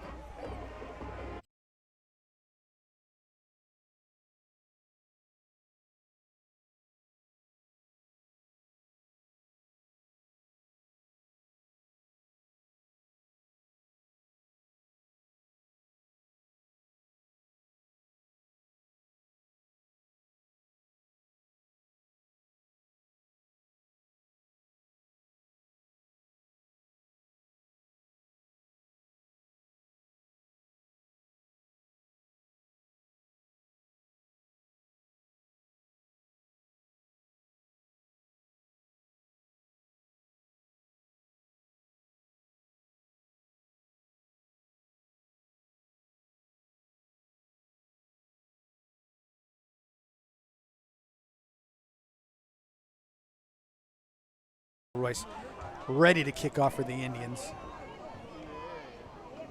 And he put a good one on that one. That's a good kick, 5 yards deep. And I'll tell you, the missed field goal, just to kind of point out something, he missed it to the left. A couple of his kickoffs were to the left as well. So maybe there was a little bit of mechanics, but he seemed to straighten it out with that one. It was in the end zone, and it had that more of that normal flight to the kickoff. But you know what? If you ask him, John, Royce, should you have made that kick? He's going to tell you, absolutely. No way. You're right. Absolutely. It'll probably affect them a little bit. There's no doubt about that. So 1st and 10 from a familiar place for the Port Charlotte Pirates on the 20-yard line, kind of where we started last time or last half. Flaherty still coming in a quarterback with Perry in the backfield with him. I'm looking to see, hopefully, the tackling gets better this half. We'll know quickly. We will know quickly. There's Flaherty quick throw, boom, pop. Oh, fumble. That's big time there. And a flag on the play on top of it. So I think we're going to get both. Incomplete. So they're going to say incomplete. So 17 to. So Borelli ended up breaking up the pass. Great job by him coming up and making the hit on the play. I mean, that's borderline right there. I mean, he catches it. I don't know. He catches it, goes to make a football move, ball comes out. Yeah, and I will tell you this: if this would be something that would be reviewable and at different levels of football. Absolutely. And so it's a 5-yard penalty, but the Indians will accept. The ref touched the top of his head. That illegal man downfield. Yeah. So 1st and 15 from the 15, but I think that was close. I can't argue one way or the other on that one. So there's Flaherty. Quick little pop there. That's Perry, and he's got the first down on the 16-yard. Yeah, quick little toss there. A little variation. They kind of snuck Perry out of the backfield. So it's a 16-yard gain. Right in the flat. First down. But that's a good call right there. I mean, that's a sound call. You see that they see in the drops the Indians were getting. The middle of the field's open. You sneak your best player out there on offense, and boom, it's a quick 16 yards. Perry on the carry this time. Bryant and Zarkowitz, along with Charles on the tackle. Perry, gain of 3. 2nd and 8 looks like. They're going to give him 2. So, 2nd and 8 is the yardage at the 33-yard line. Taking their time a little bit. They got it. They're mixing their tempo a little bit. You know, sometimes you look up and there they are. Boom. They're at the line of scrimmage. Sometimes not so much, but nonetheless, they're definitely in control of what they're doing right now. Yeah, our DBs and safeties. Flaherty rolls. And good catch. Good tackle. Kisevich with a good tackle. Yeah, They've been staying away from him tonight. Yep, our corners and DBs are still giving them a little bit of space. We'll see if that changes as the night goes on. Ball's up to the 39-yard line. That's a 6-yard gain. It'll be 3rd and 2.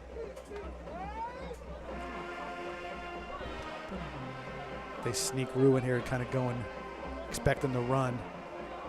And here comes Flaherty, and he had him right there and just kind of let him get through the line. That's Kisevich on the tackle again. That was just a very good play design good there. Good fake, good. Wow. Followed his blockers. That's a great run. So first down for the Pirates at the Indian 47-yard line. They're not going to go away easy, are they, John? A little more tempo here. No, there's not a chance. Flaherty again, quick, and that time they're gonna pass interference. Yeah, because he jumped it, but he just jumped through him. He could have made it a little easier to do that. But the problem with that's going to be a 15-yard penalty. Yeah, he tackled him pretty much. Yeah, before the ball got there. We're going to see what they're having a discussion. So maybe they're discussing what kind of penalty it is, or if it's a penalty at all. What are we saying here? Waved off. Wow. So that again, nice play by him. I thought it was a pretty good play, kind of working through the receiver a little bit. So well, we definitely thought it was going to be a flag, but our opinions don't matter. Well, again, I do like the fact that they kind of got together and discussed it. So that's something. Yep. And by the way, we did talk to one of the officials up here, and he did say that one play with a downfield Venice lineman, that they thought he was at least 4 yards downfield. Oh, nice play by Kisevich again. Yes. Good coverage there. Got his arm up at the last minute, at the last second. Broke that pass up. Yeah, I mean, so it's what you want. You run with them, turn your head, put your hand up, and knock the ball away. He played the balls. He wasn't playing the receiver, so there should have been, that's a good, clean play. And that was textbook right there. That's something you're gonna fundamental football. That's kudos right there. He'll get some kudos for that one. So 3rd and 10 for the Pirates inside Venice territory. There was Flaherty getting a little bit of pressure, kind of out, gets away from Rue. This time Watkins comes up and runs him out of bounds after about a 5-yard gain. He did a lot of running to get 5. 4th down. So it's at the 43-yard line. That's a 4-yard gain, so it's 4th and 6 at the Venice 43. And if I'm Port Charlotte, I am trying to get Venice to jump or do something or get a cheap 5 yards and then go for it on 4th. You know what you might see them do is they might not even run a play here and take the delay game to give their punters some more room. I don't think the 5 yards makes a difference if they're going to attempt to punt. You're not kicking from here, that's for sure. That was the attempt to try to draw Venice off sides. They're letting the play clock run down, and they'll call a timeout. So the timeout right here. We'll stick with the action real quick. Let's speculate. Okay, 4th and 6. What have you been doing well to this point? You already pointed out the D-backs are off the ball a little bit. Flaherty seems to be pretty accurate. He can roll, he can run, whatever it may be. So I think I would put him in roll him a little bit. Maybe try to sneak something to Perry in the flat or something if you could. But get him rolling, get him moving so Venice is sort of not, face up on him. Yeah, I think it's going to come down to if they even do go for it, they may come out here with the punt squad. But if they don't, Port Charlotte give the ball to whoever they think is their best athlete in space and see what the guy can do. Yeah. No, I agree. I think they've got multiple options, and of course they still can punt. They still can punt. So the last punt was a punt that, was down the middle of the field. It had sort of a weird kind of look to it, and took a nice easy bounce for Winnie to pick it up. But they're not going to punt here. I think they're going to make a play. And we've got 3 wides out to the left. You've got. Don't be surprised if it's a QB draw. Here. Listen, he's going to be moving.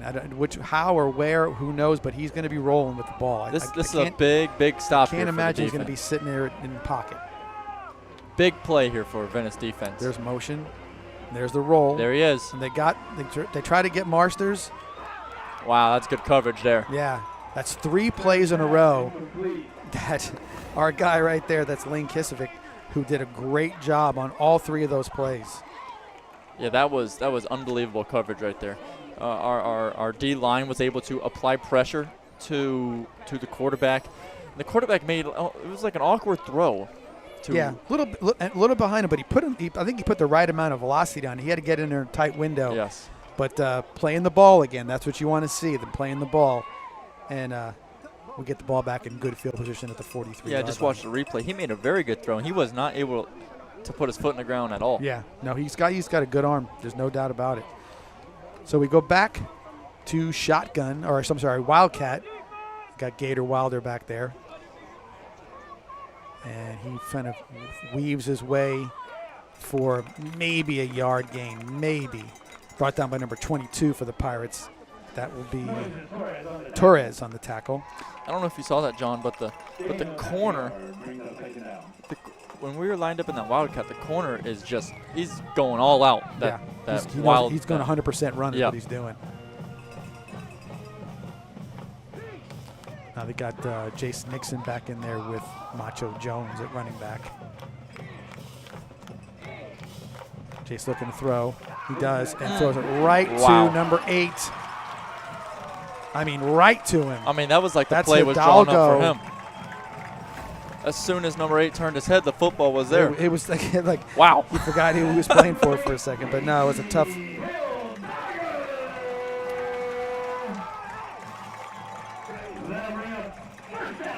So basically, they just kind of exchanged a little bit of field position, and they're back at the 50, but right where they left off before. So tough. That's the first bad decision I've seen Jace make in maybe 2 games.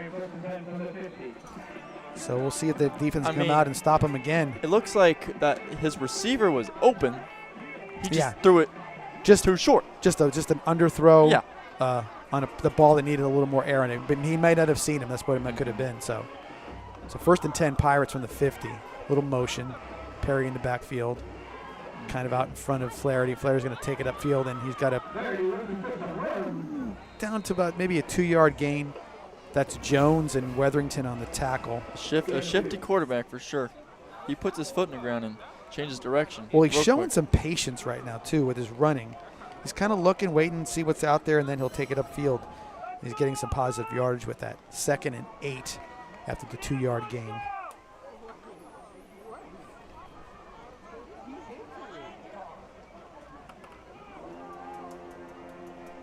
Can run a little clock here. Perry on the carry.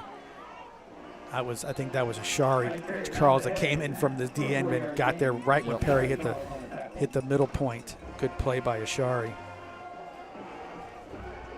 Ball's at the 44-yard line, so that's a 4-yard gain. It'll be 3rd and 4 for the Pirates. Yeah, the Pirates O-line is really keeping our D-line at bay for the most part. Getting quick pop and pass, and he's got. I think he scored. Did he get it in? Nope. Down at the 1. Down at the 1, it looks like. Yep, down at the 1. Burley tried to punch it out there at the very end, and wasn't quite as successful on it. But that was a quick play. They set that one up for a while. So 1st and goal.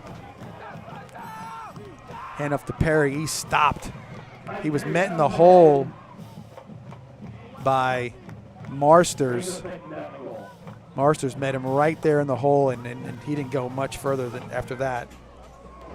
Yeah, that was a good play design there. You know, just run the ball, then just a little floater.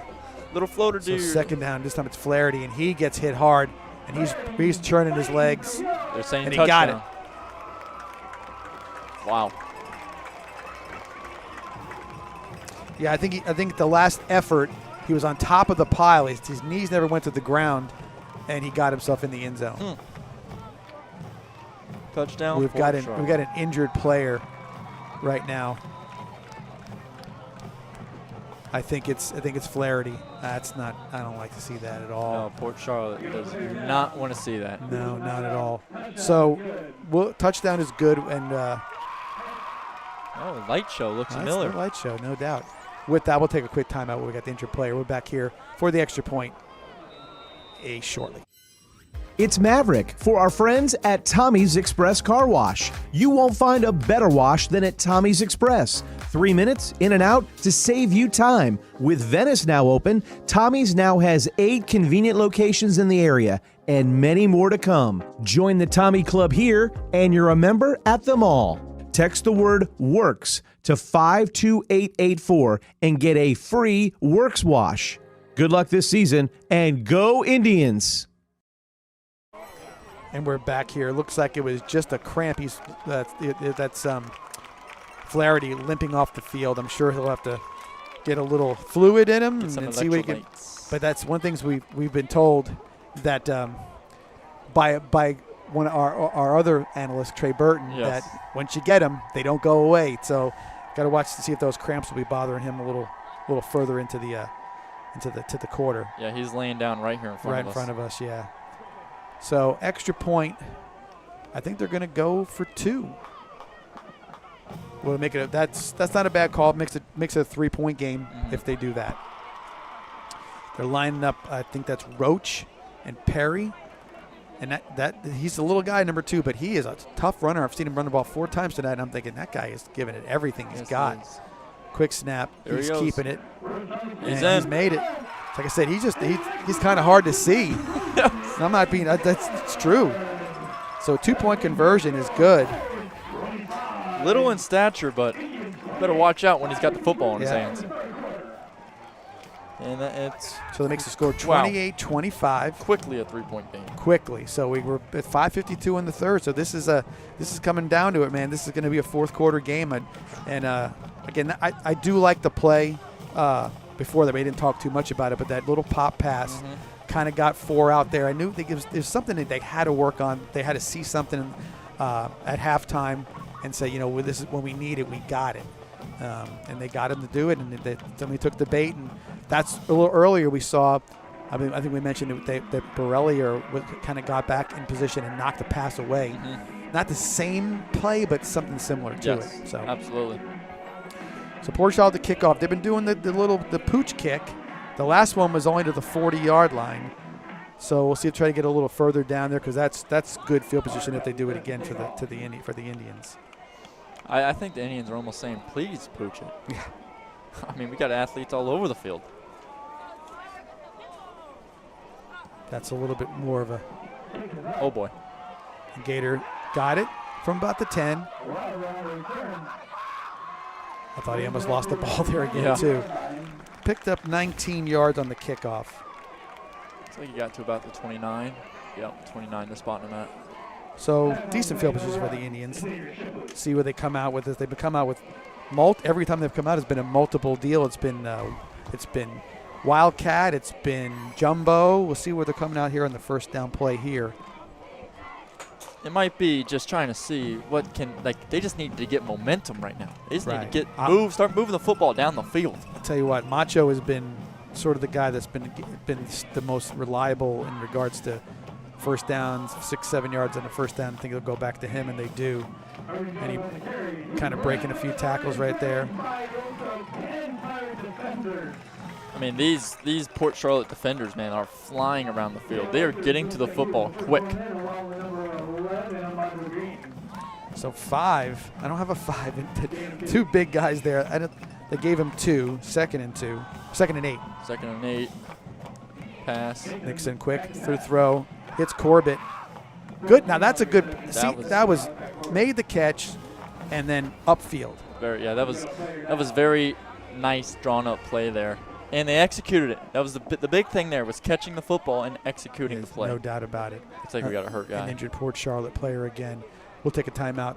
Hopefully he's okay. We'll be back here at Port Charlotte High in a sec.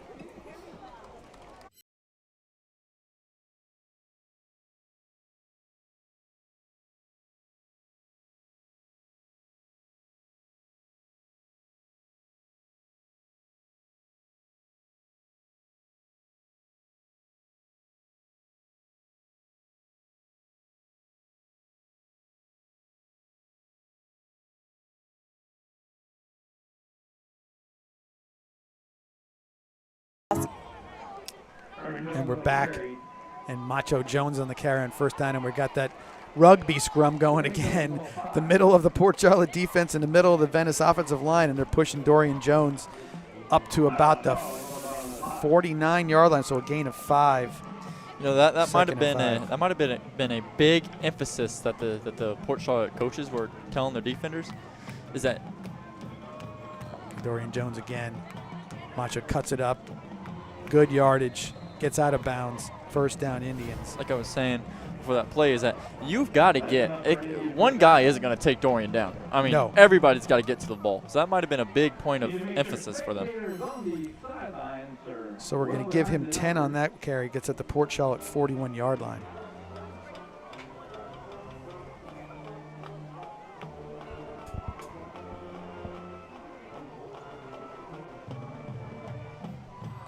Nixon, quick throw, catch, Matulovic. Oh, wow. And a late Talk hit. about a late hit. There's the penalty right there. So there's the first mental mistake I've seen Port Charlotte make tonight. That was just blatantly hitting the guy late when he's already out of bounds. And it's 15 yards. So that's it's not like it's a 5-yard. He's going to get it from where he went out of bounds, which looks like about the 37-yard line. So it was a 4-yard gain, a 15-yard penalty. So it's going to be 1st and 10, I would say, right around the 22-yard line. Yep, there it goes, 22-yard line. So 1st and 10 Indians. Man, Port Charlotte cannot be doing that. That's a tough one right there. We got Gator Wilder back in the backfield with Nixon. Gator takes the handoff, patiently running up the field. Helmet rolling down the field. Down to the 5-yard line. Big Al. You got to get a new tackle out there. So 17-yard gain for Gator. And a 1st and goal from the Port Charlotte 5-yard line. Here's Gator again. Cuts it up again. And he's in the end zone. Touchdown, Venice. Touchdown, Gator. So we got a touchdown for the Indians after a nice drive nice play by the Port Charlotte, but Venice comes right down the field, and with about a minute and 30 seconds off the clock, they get that score right back. Yeah, that's big time there. Big time for the coaches, big time for the offense. Well, I think what it was is that I said it coming out at halftime that they need to establish something. I think they're going to run the ball, especially the last interception was probably something that got them a little weary of it. Royston for the extra point. Oh, wow. The snap was a little to the side, and I don't think that Corbett got it like fully where he wanted to, but I think when kickers that are good at they don't care where the ball is. They're gonna kick it through the end zone. I mean to the goalpost. So good on the extra point, and we'll stick here for a little bit. That was a very impressive drive. So both offenses have sort of found a rhythm. Okay, so Venice up 10 at this point. This is going to be interesting to see if Venice can come out and make a stop here, because if they do, I think you might get the momentum back. Right now it's a toss up for the momentum. I would even say Port Charlotte probably has a little bit more momentum since they've been sort of on the. They're really ahead from the first 2 drives. They've scored more points, so they've been sort of the team that's been a little ahead on the momentum. Let's see if it's still got something. Yeah, and I think they're going to stick with their game plan, because why not? Keep running Flaherty. If he can keep running the football, why not? Why change when you got a good thing going? I agree. All right, so Royce ready to kick off for the Indians. Again, good form right there. That was even a more confident kick. And that'll be a touchback up to the 20. 1st and 10 for the Pirates. So 1st and 10 at the 20. See what Port Charlotte dials up. But I mean, I could. There's a few things, but they've had some guys open down the field. The little short passing game is working. Flaherty has been a weapon at the quarterback. He can definitely run a little bit when he needs to. See how he looks coming out of off that cramp issue he had. Looks okay. Yeah. Wouldn't be surprised if it go right back to him.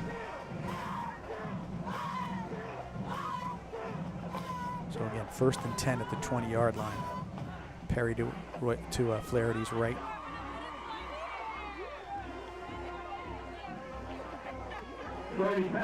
There's another. Oh, there's a nice play. Attaboy. Kisovic, he has had quite a second half. The 2 pass defenses in that time, the INT, going up high pointing it and keeping that ball from popping out when he hit the ground. So great play by him.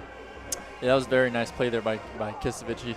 He's playing the guy, sees the guy look up, he looks up, sees it's a jump ball, he jumps, he just happens to come down with it. That's a very nice play. So there's what I said. If there was going to be a hole, they held him there, went for the big play, and now you're at the 1st and 10 on the Port Charlotte 49-yard line.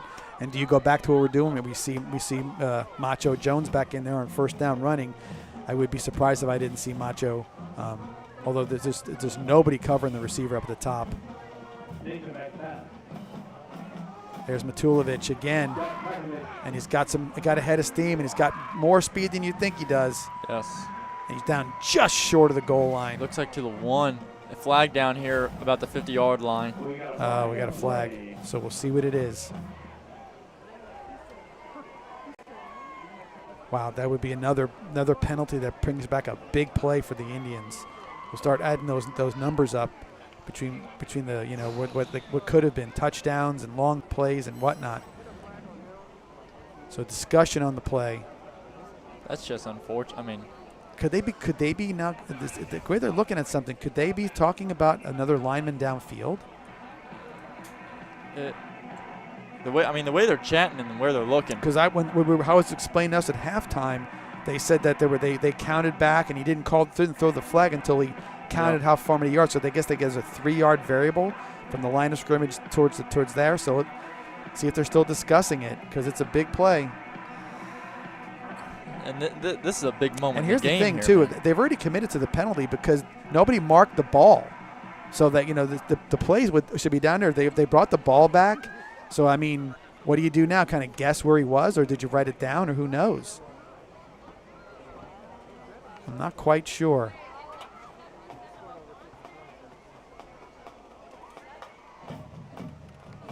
Ball spot at the 47-yard line. I don't understand this. No.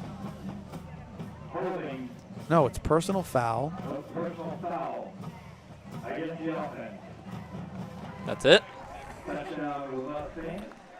What would you be talking about a personal foul that you needed to have that discussion about? I hope they exchange recipes or I'm something. bamboozled I don't know up what here. they were talking about. So 15-yard penalty against the Indians negates the long run. Ball is back to the 38-yard line of the Indians. So it'll be 1st and 23. So there must have been a spot foul. Yeah, it's a spot foul, but I don't understand why it's. Oh boy. Yeah, that was close to being that. They're trying to bait him into something. When I said earlier that the receiver was nobody on him. Yep. Well, what they did was they kind of snuck the linebacker out into the flat, and they were trying to bait him into another throw, which is where they got him the last time. So incomplete pass brings it 2nd down and 23. Yeah, I mean that tip ball hung up in the air for a second or two there. Made me nervous. When he's got to go forward. His first move is to go backwards, and when you're you got to go north. You got to get the ball upfield. But again, caught it, got it where he needed to go. That's fine. Give him 10 yards. So it's 3rd down and 13. Don't be surprised if Matulovic or Watkins is targeted here. Or they may just hand it off to Jones. Say, here you go. Yep. The back shoulder on that. That's timing. That's practice right there when you get that. That was a nice play. Brought down by number 15. That's Evans. But that's a timing thing. You know the ball's got to be out of your hand at a certain spot. Great play. 17-yard gain and a 1st down. Throw it to your 5-star. He's still just going. ran that guy over. Holy moly. He is still motoring down that field. That was Marshawn Lynch's right there. He does run with a lot of aggression. I mean, he put his shoulder pad down and laid the hammer. So 22-yard gain, 1st and 10 at the 13-yard line.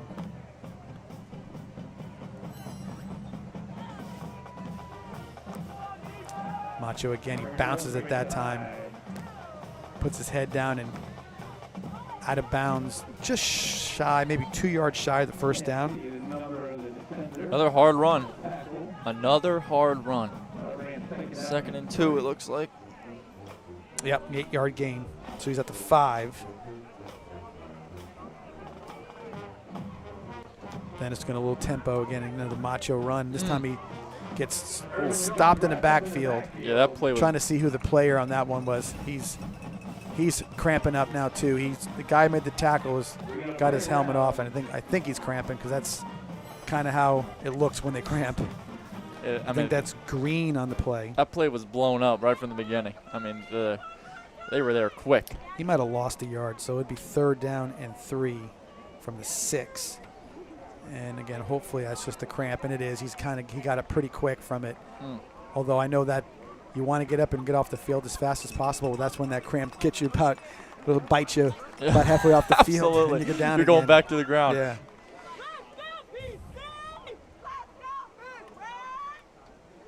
A little surprised that the Pirates are cramping up a little tonight.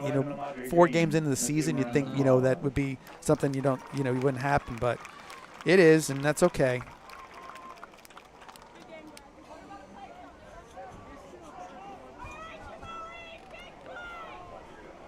Third down, and I'll give them 3. See if they got Gator in here. Maybe they got a play designed for him to kind of weave his way down for the first down. Now, quick look throw. Flag. Ball came out. Flag on the play. That'll be a half the distance of the goal penalty if it is a pass interference.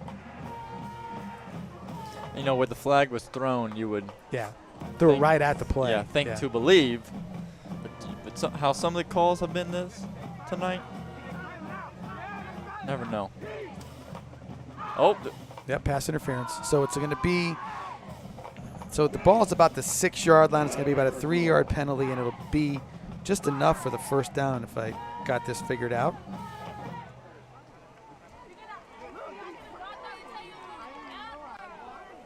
And there's the first play, and it's Gator Wilder in there for the 3-yard touchdown. So Venice touchdown. The call back on the long throw, they came back, nice controlled drive, put 6 or 7 plays together, and they got that extra little bit of wiggle room now.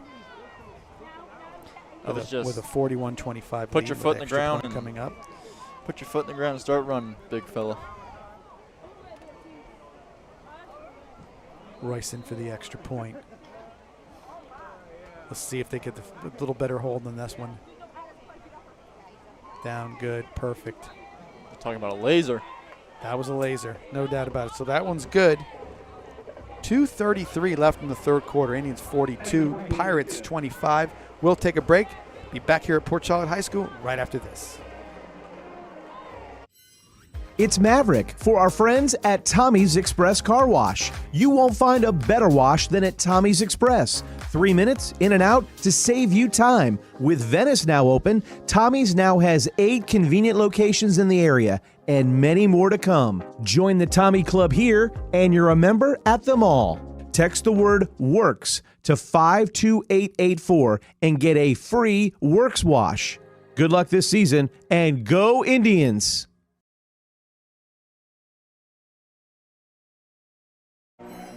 France is going to go over and kick their table over when he leaves. Sorry, we're back.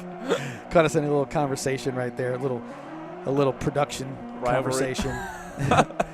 So here we go, Bruno Royce. Sit ready to kick off.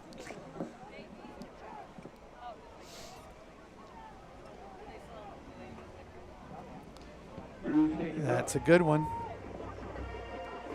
And bring it back for a touchback. So kind of thought we'd see a touchback, and we did. Yep. So Port Charlotte again now. This is again. I told you about the grind of the 1st and 10 from the 20. Yeah. This is where the grind starts to come in. You're looking at the scoreboard, walking out and say we're down 17, and we just got another, another that start from the 20 point. Does this kicker ever not kick it in the touchback? That's probably what they're thinking. Yeah. Does he never not kick it through the end zone?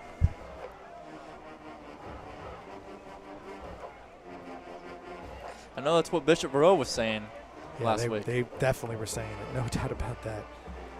So Flaherty at quarterback. There's the quick little motion, and there's Perry, and he bounced it. So that's what that motion brings the linebacker out of the position. Yep. Nice play, number 20. That's Maldonado on the tackle. Yeah, that was very nice play design there. Like you said, that motion it just sucks the guy out. Guy's out of position. And then he's not there, and then you hit it off tackle, and there you go. Perry again, another good hard run. Dragging Zarkowitz down to the 35 at a 1st down for the Pirates. I like the fact that Coach Ingman came out and said, let's steady ourselves a little bit. We went for the kill before the long pass, and it didn't work, so let's get our running game reestablished, and they did up to the 35. There's the little guy. There's Roach, and at that time they got a hold of him because he is a tough guy to bring. He still don't want to go down. Yes, he is. I mean, he is small in stature, but one heck of a tough runner, man. Absolutely. And shifty. So no gain. 35. Ball at the 35. Still 2nd and 10. I think that was Zarkowitz on the tackle.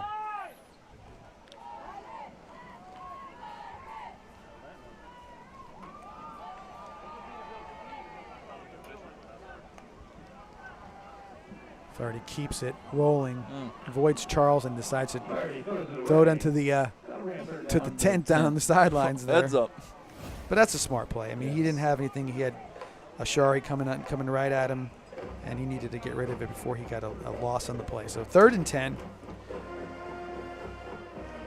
Again, see if the Pirates can pick up a 1st down. That's the first ball he's thrown away all game, John, if I'm not mistaken. But I don't know if he's really had to on a couple occasions. I mean, he's put the ball in spots. We've made a couple really good plays in the secondary to knock the ball down, which is great to see. That they're making plays.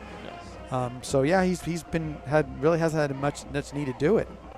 1 sack so far tonight, so he's been avoiding that as well. 3rd and 10. Hand off to Perry, finds a room, spins, but ran into his old man, but he might have got the 1st down if he hadn't. Tanner Rue on the tackle. Now I know you're down quite a few points here, but they're going to go for it. I don't know if I would, but they are. It might be a little early, but I'm not surprised. Again, a cheap 5, you get him off sides. There's the flinch. That might be what the they're going to do here. They tried it. The play might be get these guys to jump off sides. The play might be run the clock down too. Yep. Get out of this 3rd quarter, but we'll see. They're snapping it. Got Perry. He catches it, and he's short. Wow.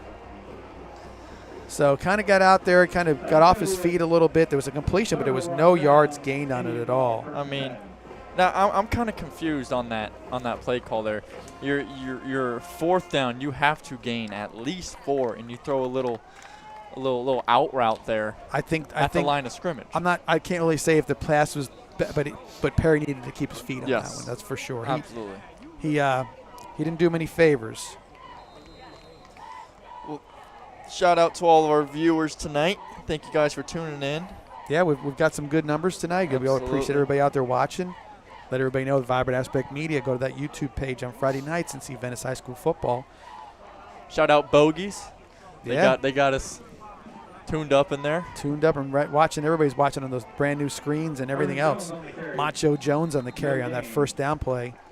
Run out of bounds by Roach and Wilbert again. Looks like he lost a yard there, John. Looks like they moved him back a yard, so 1 negative yard for him, and he went out of bounds, so we still got 17 seconds left in this quarter. 2nd and 11 from the 42-yard line. Quick looking to throw. Got Corbett. Malachi with the catch, brought down by number 1. That's Shipley. 10 seconds. Probably be the last play of the quarter. They're going to let this clock run out. See where he's up to the, about 3rd and 3 on that one after the 8-yard catch. And that'll be the end of the third quarter. You scored right now, Venice Indians 42, Port Charlotte Pirates 25.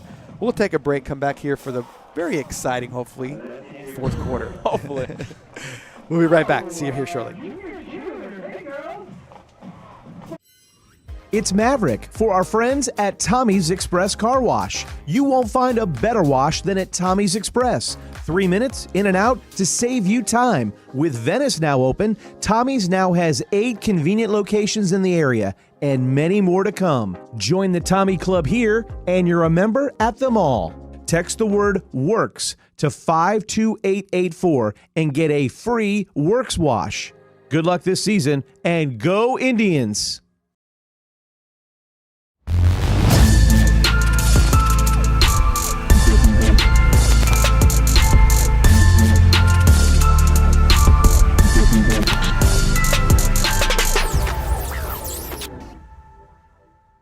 We are back here at Port Charlotte High School. Venice Indians are 3rd and 3 at the Port Charlotte 34-yard line. And I'm thinking Macho Jones here, but we'll see what comes of it. It is Macho. Got a block. Anthony Tanica out ahead of him. That was a nice block by Tanica.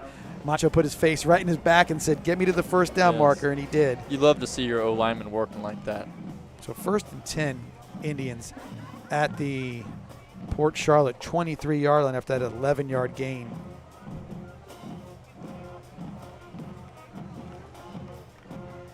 Nixon looking to throw. Got Corbett again. And just a little outside. He made his cut, and he just looked like he didn't get a good plant on his foot, and that ball was just a little outstretched. So, and we've got a Port Charlotte Pirate down. I mean, it's been cramps so far. Just want to make sure that it still remains cramps. Hopefully. No doubt about that. We'll stick with it a little bit here. Yeah, it's, I don't know, yeah. Yeah, I think it's cramps. Yep, no doubt. He's up pretty quickly. So the cramping is really starting to get to the Pirates right now. And that's what, if you ask Coach Peacock his thoughts on cramping, he will tell you it's, if he can go the whole game without a guy getting cramped up, he is very happy. Very happy. Yeah, and and again, sometimes it's what you prep the day before. Usually it is, and a lot of the preparation too is what happens in the summer because your body is conditioned. So, this is I mean, I'm not saying that there's some definitely some conditioning issues when you're getting the cramps all the time. So 2nd and 10 after the incompletion to Corbett. Gator in the backfield, and we got a penalty on the play. False start on the Indians, so push him back 5.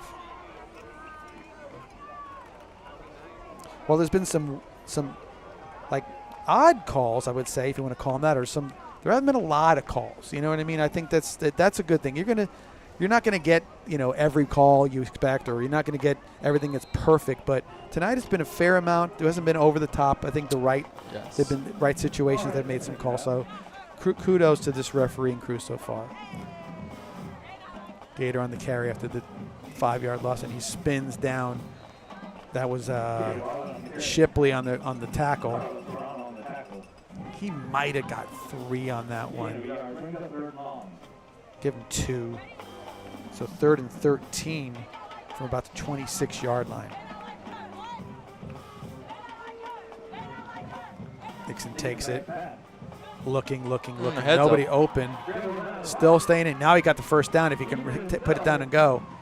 He's going to be a little short, I think. No, he got it. He got it. They're going to give it to him. Yeah, he was looking upfield, and that's he went for it on that one, and been a nice play. And he got another cramp on the Port Charlotte side.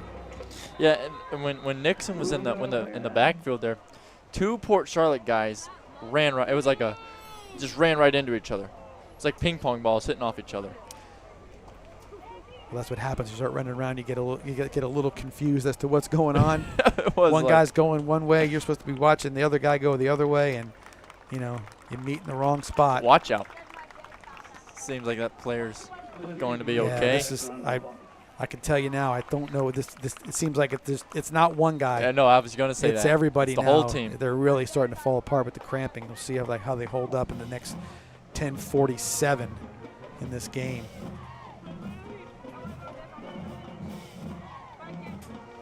I don't know if that does. Is that maybe that's like a moral victory too for Venice, just to know we might be better conditioned than these guys. These guys, we keep it throw on. out to Watkins.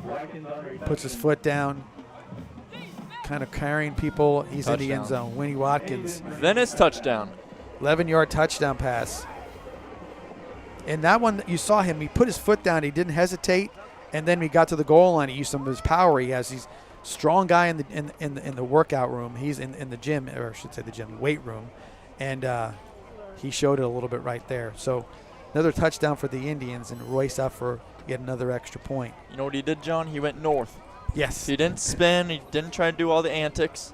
Put his foot in the ground, and he went forward. You know, technically he might have went north. He might have. You know, could be. I'm not sure. I'm a little turned around right now. I got no idea where we're at. So Rice in for the extra point. And he gets another one. With the extra point, it makes the score 49-25. We'll take a break. Wouldn't mind being at Bogey's right now having a cold beverage, but it's not happening just yet. So 49-25. Be back at Port Charlotte High School right after this.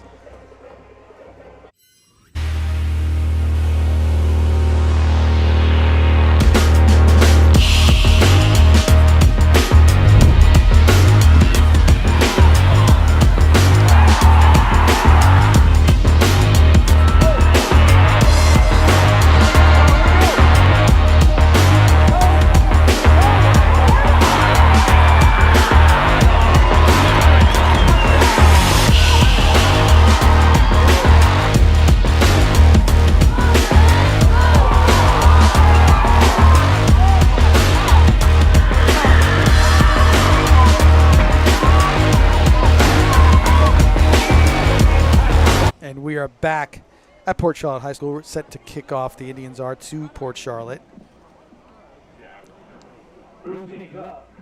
And he's going to be plenty deep in the end zone again. So a touchback for the Indians. And the Port Charlotte Pirates get their first possession of the fourth quarter. Guess what? From their 20-yard line. And you know what, John? It's 10 o'clock at night. For the most part, it's been a really good football game, and no one has left their seat. No. Again, nobody. So fantastic atmosphere. I'm glad you brought it up. It's really nice here.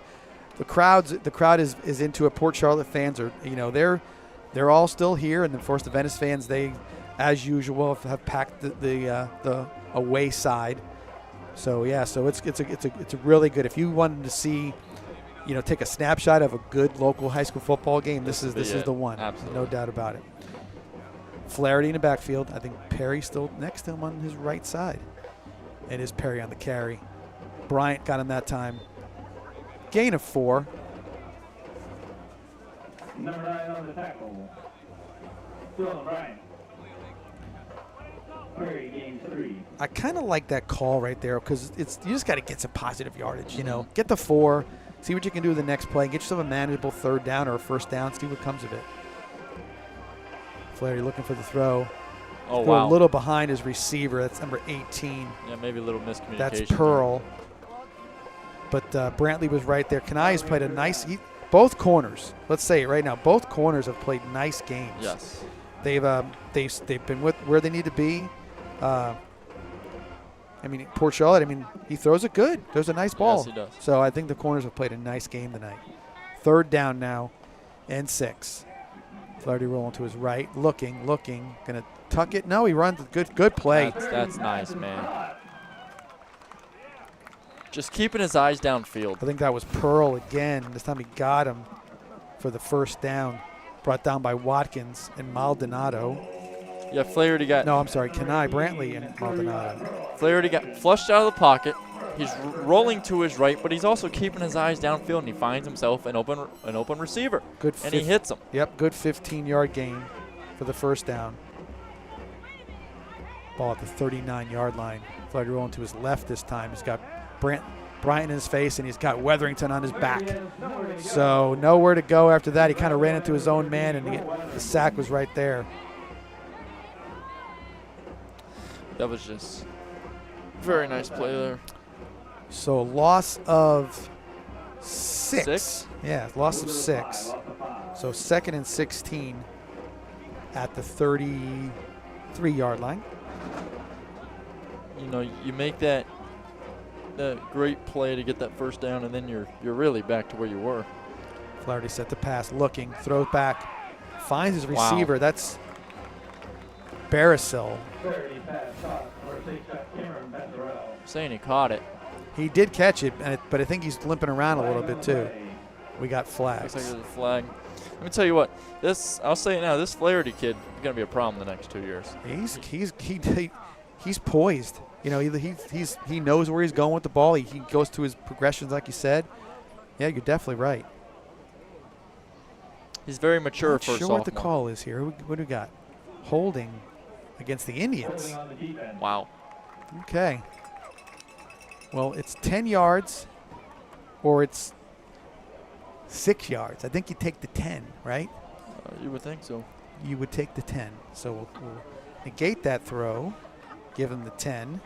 So that would make it 2nd and 7. So, yeah, 2nd and 7 now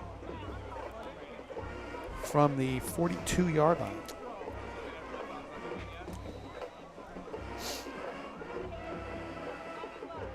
Hand off to Perry. He's got room, and he might be gone. Wow. He is. See ya. Santa Maria, he's gone. We had heard he had the speed. He finally got a chance to show it off right there. Big hole right up the middle. And we still got ourselves a ball game, that's for sure. He ain't going to go away. 58 yards on the run. Again, worked it. Finally got it out there. So I mean, that was just, you got to give credit to the O-line there, too. yeah, there was massive a gaping hole there, gaping hole. And the setup of the formation had nobody up into the no safety over the top, and it was a foot race. So going for 2 again, looking at the numbers, that makes sense. You go to 16, so then you're at a 2-score potential. So go for 2 is probably in the book. Whoever's got the book, especially in the fourth quarter. Flaherty's going to keep it. This is the first one he got, and he gets in again for an easy 2-point conversion. Good goal line play there.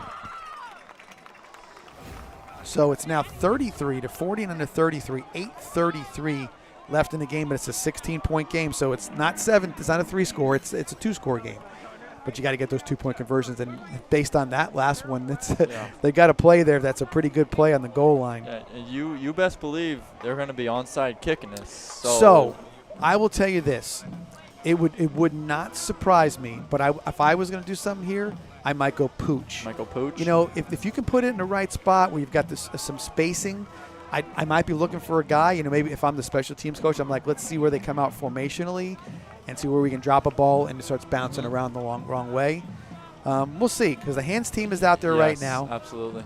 And you've got back deep, you've got Gator Wilder. So we'll see what comes of it here. We know what our coaches are thinking is going to happen.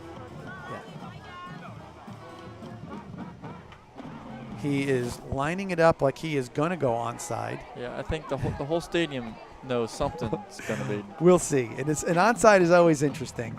We saw one, was it last week, where they kicked it about 3 yards. Didn't work out at all. And the ball fell off the tee. But what you want here is you want to get that big bounce or that funny hop. Hits off a guy or something like that. And it's tough coming off the bench and having to be ready to catch some weird ball. He went deep. Wow. Call you a guru, John. So Gator at the 10, but you don't want to give him space. That's really what you don't want to do. And he takes it up to about the 38-yard line. So he got a 28-yard return.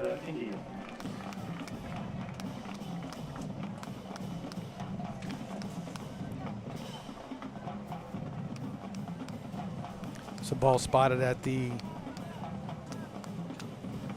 going to give him the 37. So Venice takes over 1st and 10 from there.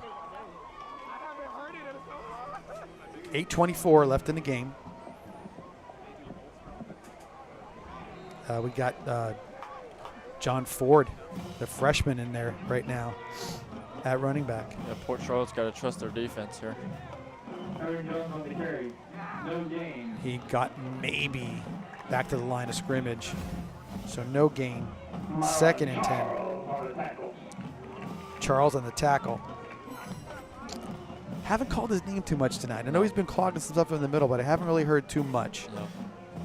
Yeah, this Ford, yeah, he's a freshman, so he's got some moves. He definitely can play. There's no doubt about it. And Schaefer, Alex Schaefer in the backfield too. He can run as well.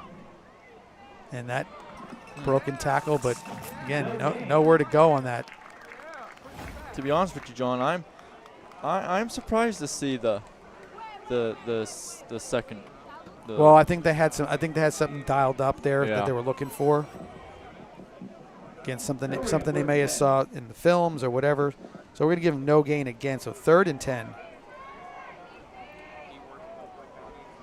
I mean, because this game, is far from over. To be honest with you, you never know what can happen here.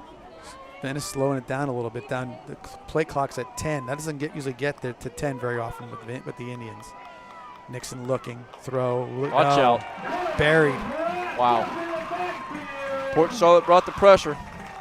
They saw something again. They saw something. That's number 11. That's Green on the play. I guess the decision to kick the ball deep worked out there, huh? Yeah, and that's probably the worst series of downs I've seen from Venice in 2 years. Yeah, that was just sort of bizarre. So 8-yard loss, 4th and 18 from the 29. And remember, last time he went to punt, what happened? It was blocked. There was no blocking at all. Royce didn't have a chance. Here they come again. They almost got him. He's taking a little too long too. Got a good roll down to about the 27-yard line. He's got to get that ball off a little quicker, maybe a half second. Yes, I agree. All right, we'll take a water break timeout. 6:20 left in the game. Be back here at Port Charlotte right after this.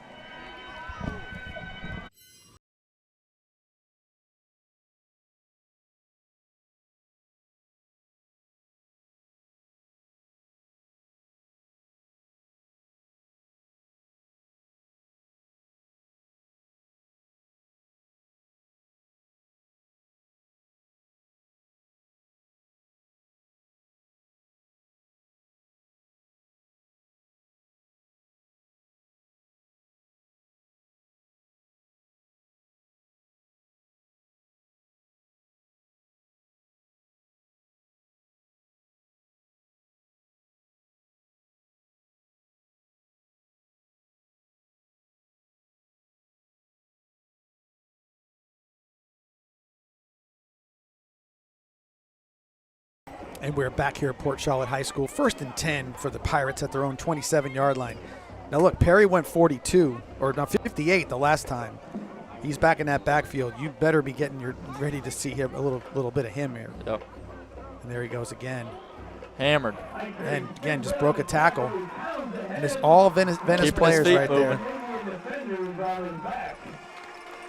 I'm going to give Maldonado that tackle along with Zarkowitz.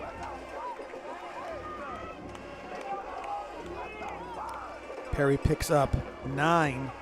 It's 2nd and 1 from the 36-yard line.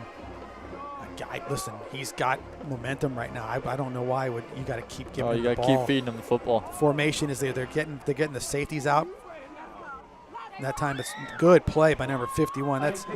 That is Campbell. He was not phased on that play call. Yeah. He got through there real quick.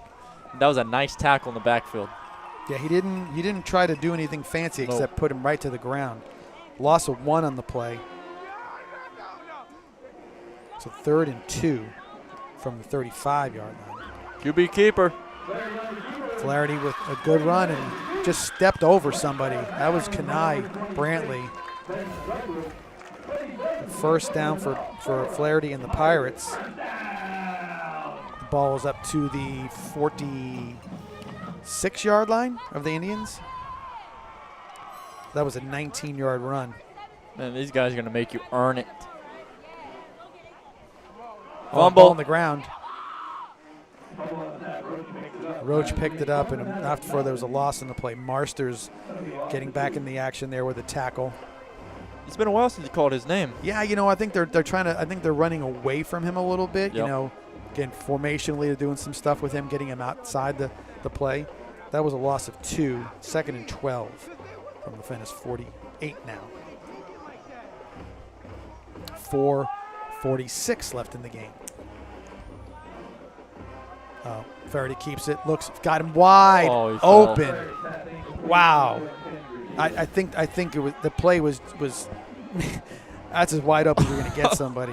I mean, and they've run that play a couple times. So whatever defense Venice has, Port Charlotte is recognizing it. They're rolling. It's if you look at the play, the safety on our safety is sort of rolling towards the other side of the field, and they're sneaking him backside a little bit, or back the other way. It's a great play call. It's been working.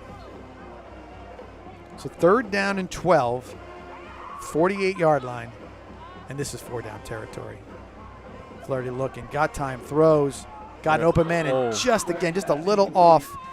Had to kind of go down to get it and hit him sort of just high up on his shoulder pads. That was Pearl on the intended receiver. So 4th and 12 from the Venice 48-yard line.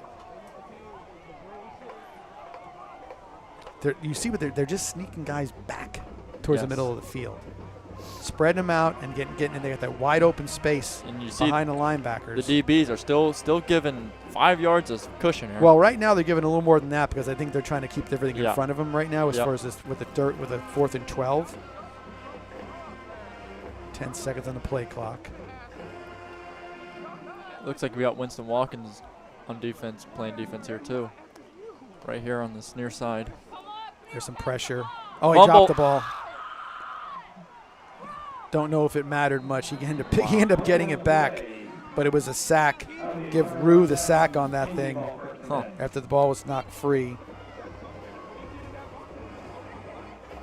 Not what Port Charlotte was looking for on that play. No, fumble by Good pressure by the Indians. They brought a little pressure on that one and made him hurry, and it just kind of got away from him a little bit. Yeah, that was a fumble by Flaherty and recovered by Flaherty. Lucky it wasn't a scoop and score, honestly. So that's a tough one. That's going to be tough now. The Indians going to come out and get back to their normal running game and grind it out a little bit. And we're still seeing the Schaefer-Ford combo. Ball is at the Port Charlotte 47-yard line, 1st and 10. Ford on the carry. Grinds it out. Oh, good hard running. Pushing some Port Charlotte Pirates away. Roach on the tackle. Just smash mouth football right now. Yes. Smash mouth football. Give it to the 39-yard line. It's an 8-yard gain and 2nd and 2 for the Indians. Taking their time. Crying a little clock. I like to see that. We don't see it often. No, but I like to see it. You know, we're about that tempo. You know what I mean? Absolutely. But there's something about crying on a little clock here. So they go jumbo, and it's Ford again. He's going to be just short of a 1st down. I'd say maybe a yard short. Give him 1 more yard on that play. So he's now 3rd and 1 from the 38. You know it's 4-down territory here, so he's. Yeah, Port Charlotte is loading up the box too, so 2 big guys. Yes, they're going all out for the run. You got the big kid Charles and number 5 out there, another big guy. They're a little leaning on the on the inside there. So here we go. We got 9 seconds on a play clock, 2:59 in the game. This time Schaefer keeps it. I like that call, and he gets the 1st down. Good hard run by Schaefer. 1st down Indians. Moving the chains, and that might So 4-yard gain, 1st and 10 at the 34-yard line. I don't know if Port Charlotte wants to use timeouts here. Kind of hard to say. I don't want to say that that's wraps yet, but it's the clock winding down. Port Charlotte's running out of time. Schaefer again. Let it run down to 15 seconds. Hands off to Ford. Kind of right ran at the Tanica. Yeah, watch out. A little high tackle, but nonetheless, good hard run. Ran through a couple people there. That's Hidalgo on the tackle. Literally almost ran up Tanica's back. Yeah, he did. So we'll give him 3. 2nd and 7 about the 31-yard line. And it's down inside 2 minutes almost now. It's just 1:59. Marsh just comes out, and Jones comes in that jumbo package. A little more beef when you bring Jones in. A little taller, a little bigger. Oh, yeah. Oh, yeah. Schaefer keeps it. Oh, wow.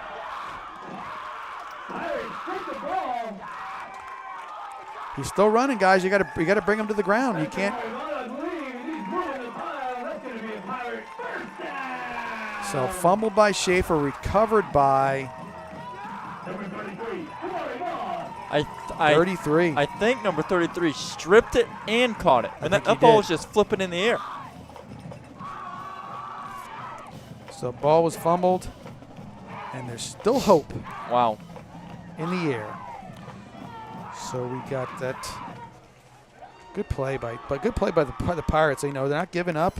Strip the ball out. 1:27 left in the game. 1st and 10 at the 46-yard line of the Pirates. Let's see if they're going to start winging it around. And they are. This Flaherty rolling right, looking for somebody. I think that bounced. That definitely bounced. So 2nd and 10 from the 46. I don't know if you saw the play there when it was going, but the guys kind of sat down, and then one kid went and took off running. So he was looking to see if he could get something down deep. Little improvisation. Yeah. Well, you know, sometimes you say, "Hey, wait till he gets outside," and then when they all sit down behind you, you take off running. It's almost like that Ryan Matulovic touchdown. Good, yeah, no doubt.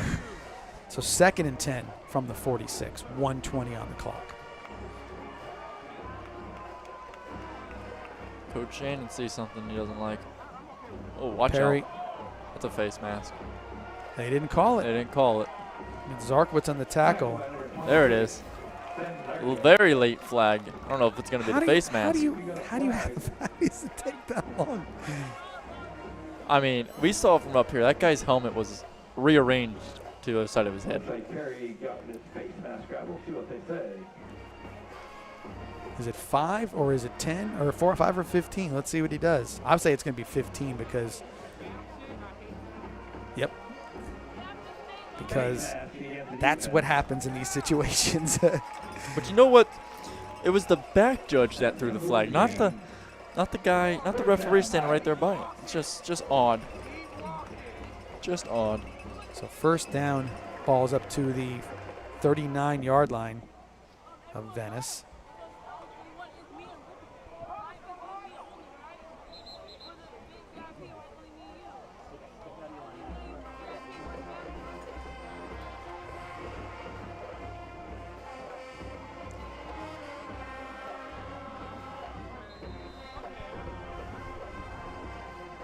Play clock just started.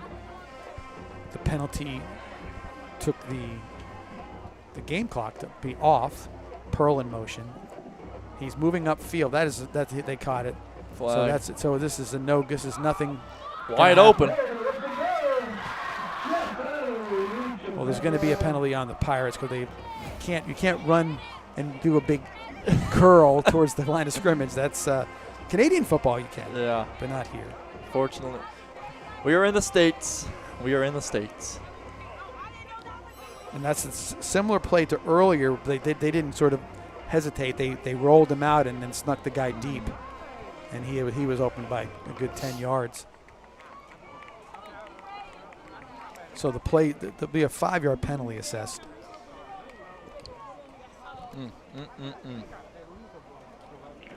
There's a flag against the Pirates. he's asking him what he did. He said he moved towards the line is what it was. Pretty simple. So it'll be back to the 44-yard line, 1st and 15 for the Pirates.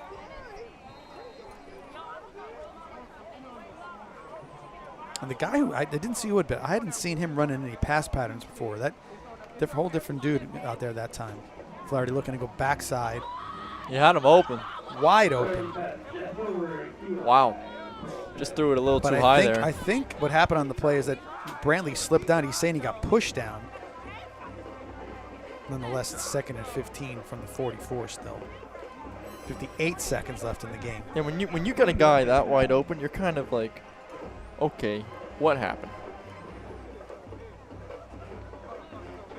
Yeah, why is he laying on the ground? Yeah.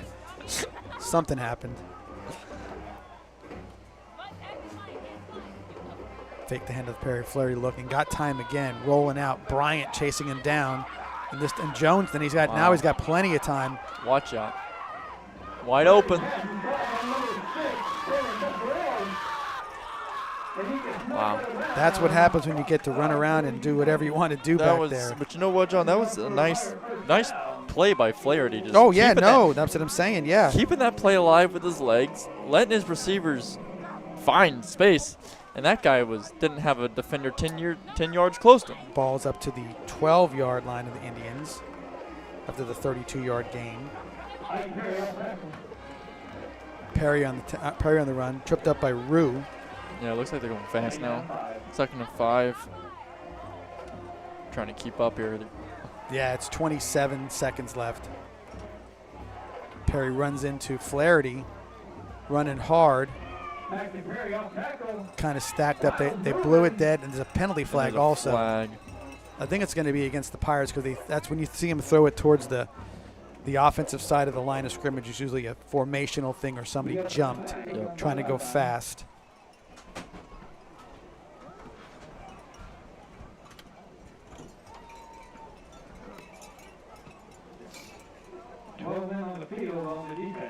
What? Wow. Is there still 12 men on the field? Because I don't think anybody's come off. I don't. So the replaying 2nd down? No, it should be 1st down, I would think. That would be a 1st down. You would think, right? I don't know. I can't even. No, it's half the distance. So it's 2nd down and 2. We're going to call that. Flaherty out wide, and he gets it in. Touchdown, Flaherty.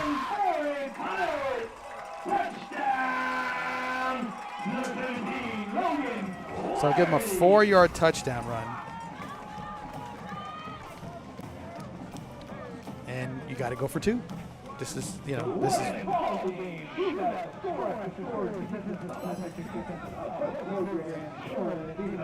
Shout out to everybody again. Got some folks out in Arizona listening and all places. So amen. We got a lot of people around the country listening to us tonight. So that's good to see. All right, so listen. How do you not go back to Flaherty on that 2-point conversion? I mean, you've got the same lineup that you had before. Just got to run to the left with a lead blocker, and that's pretty much it. And I guess to Perry this time, and I don't. Did he get it in? He did. According to the guy up the top, he did get it in. Wow. Wow. So that makes it 49-41 with 12 seconds, and you will see an onside kick. You absolutely will see an onside kick. If you don't, I will be shocked.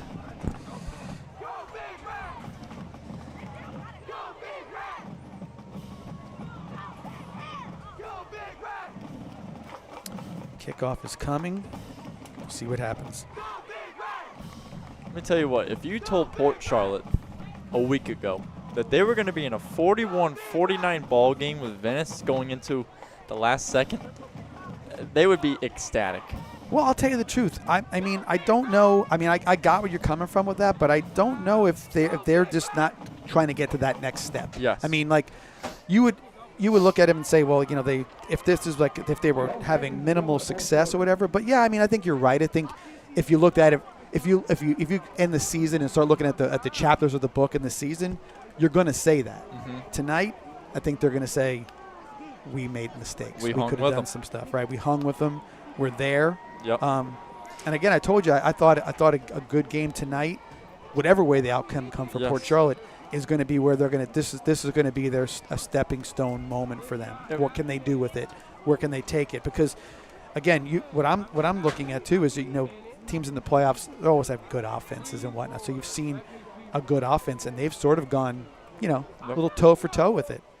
And Yeah. Venice has shown some major lapses. Oh, absolutely. In this game, ball security, different things going on. We'll see what happens here, but it hasn't been the best played game. Yeah. Timeout. Port Charlotte. I think they saw something, or they see somebody they probably want to kick it to, and maybe they're going to change up what they're doing. We'll see. Yeah, John. I mean, Port Charlotte. However this game turns out, Yeah. Port Charlotte is going to look back at this game and say, "Listen, fellas, we were right there with a very good football team, a Yes. very good football program." So when this team, they will be in the playoffs. They will be in the regional bracket. So when they are there, they're going to look back and say, "Fellas, we can hang with these bigger types of schools Right. because we've done it before." Yeah. They will definitely fall back on Yeah. this game. No. And again, they're looking at who they would play, where they might end Yep. up with somebody, and they're going to say, "Look, first thing we need to look at is we're going to see a similar type of team, talent-wise, or whatever it may be." And that's the point. That's the point when you say to yourself, "Hey, we've been down this road. We've seen Yep. this already. We know what we can do." And then a team like Venice may look when they're in regional and see, like, "Listen, fellas, we got to play every game like the state championship." I mean, Well, you're right, and I will say this, that whatever comes of this, Yes. there's a lot of things you could say. That maybe there was a few mental lapses, a few things, but just the idea of just executing. yes, The execution tonight has been below average. that'll probably be the word of the game that the coaches look back They on. did not execute the plays they should have executed on. And And an Venice got it. easy recover right there. That's 25. That's Borelli. So that'll be it right there. Should be. Yep, that's it. So nothing more than a knee, and then we're off to the next week. But again, we'll kind of give it a quick wrap up as we're watching them take a knee here. You're right. The Port Charlotte Pirates, hard fought game tonight. They deserve a lot of Very impressive. of accolades for what they did tonight. Very impressive. The Port Charlotte program is on the up and coming for sure. On the up and coming. And I guess again to go back to what we said, statistically you can look at some things, but this is a game where I think Venice is going to have a long, hard look. I think practice is going to be really tough this week, and it's going to be executing the plays better and doing some stuff better. So that's pretty much what I think we're going to see. With that, we'll take a quick break, come back, and wrap things up here at Port Charlotte High School. Final score: 49 for Venice, 41 for Port Charlotte. Be right back here in a few. It's Maverick for our friends at Tommy's Express Car Wash. You won't find a better wash than at Tommy's Express. 3 minutes in and out to save you time. With Venice now open, Tommy's now has 8 convenient locations in the area and many more to come. Join the Tommy Club here and you're a member at them all. Text the word WORKS to 52884 and get a free Works wash. Good luck this season and go Indians!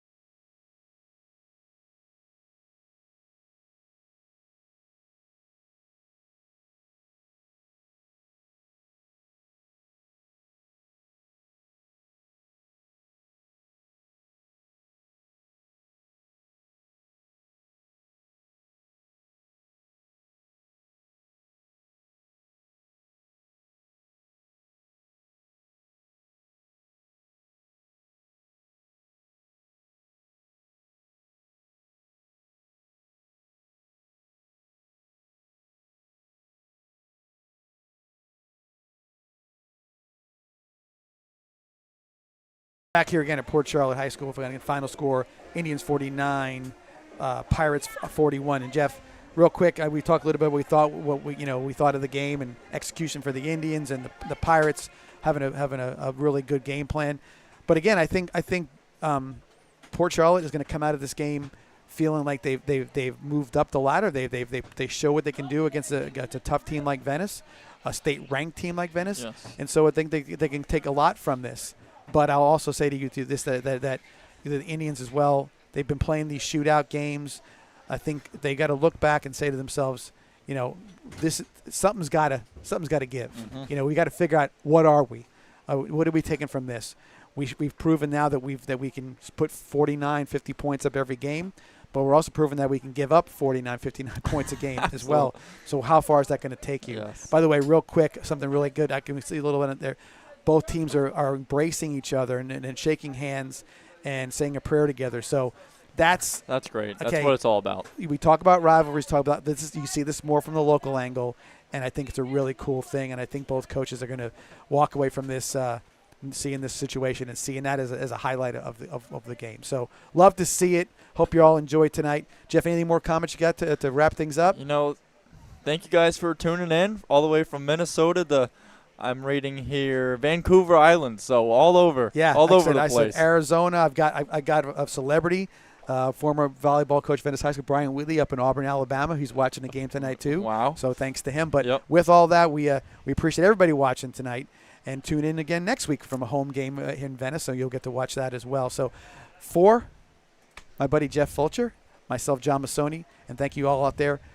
Final score 49 for Venice, 41 for Port Charlotte. Victory for the Indians. See y'all next week here on VSN on Vibrant Aspect Media YouTube. See you next week. Have a good night.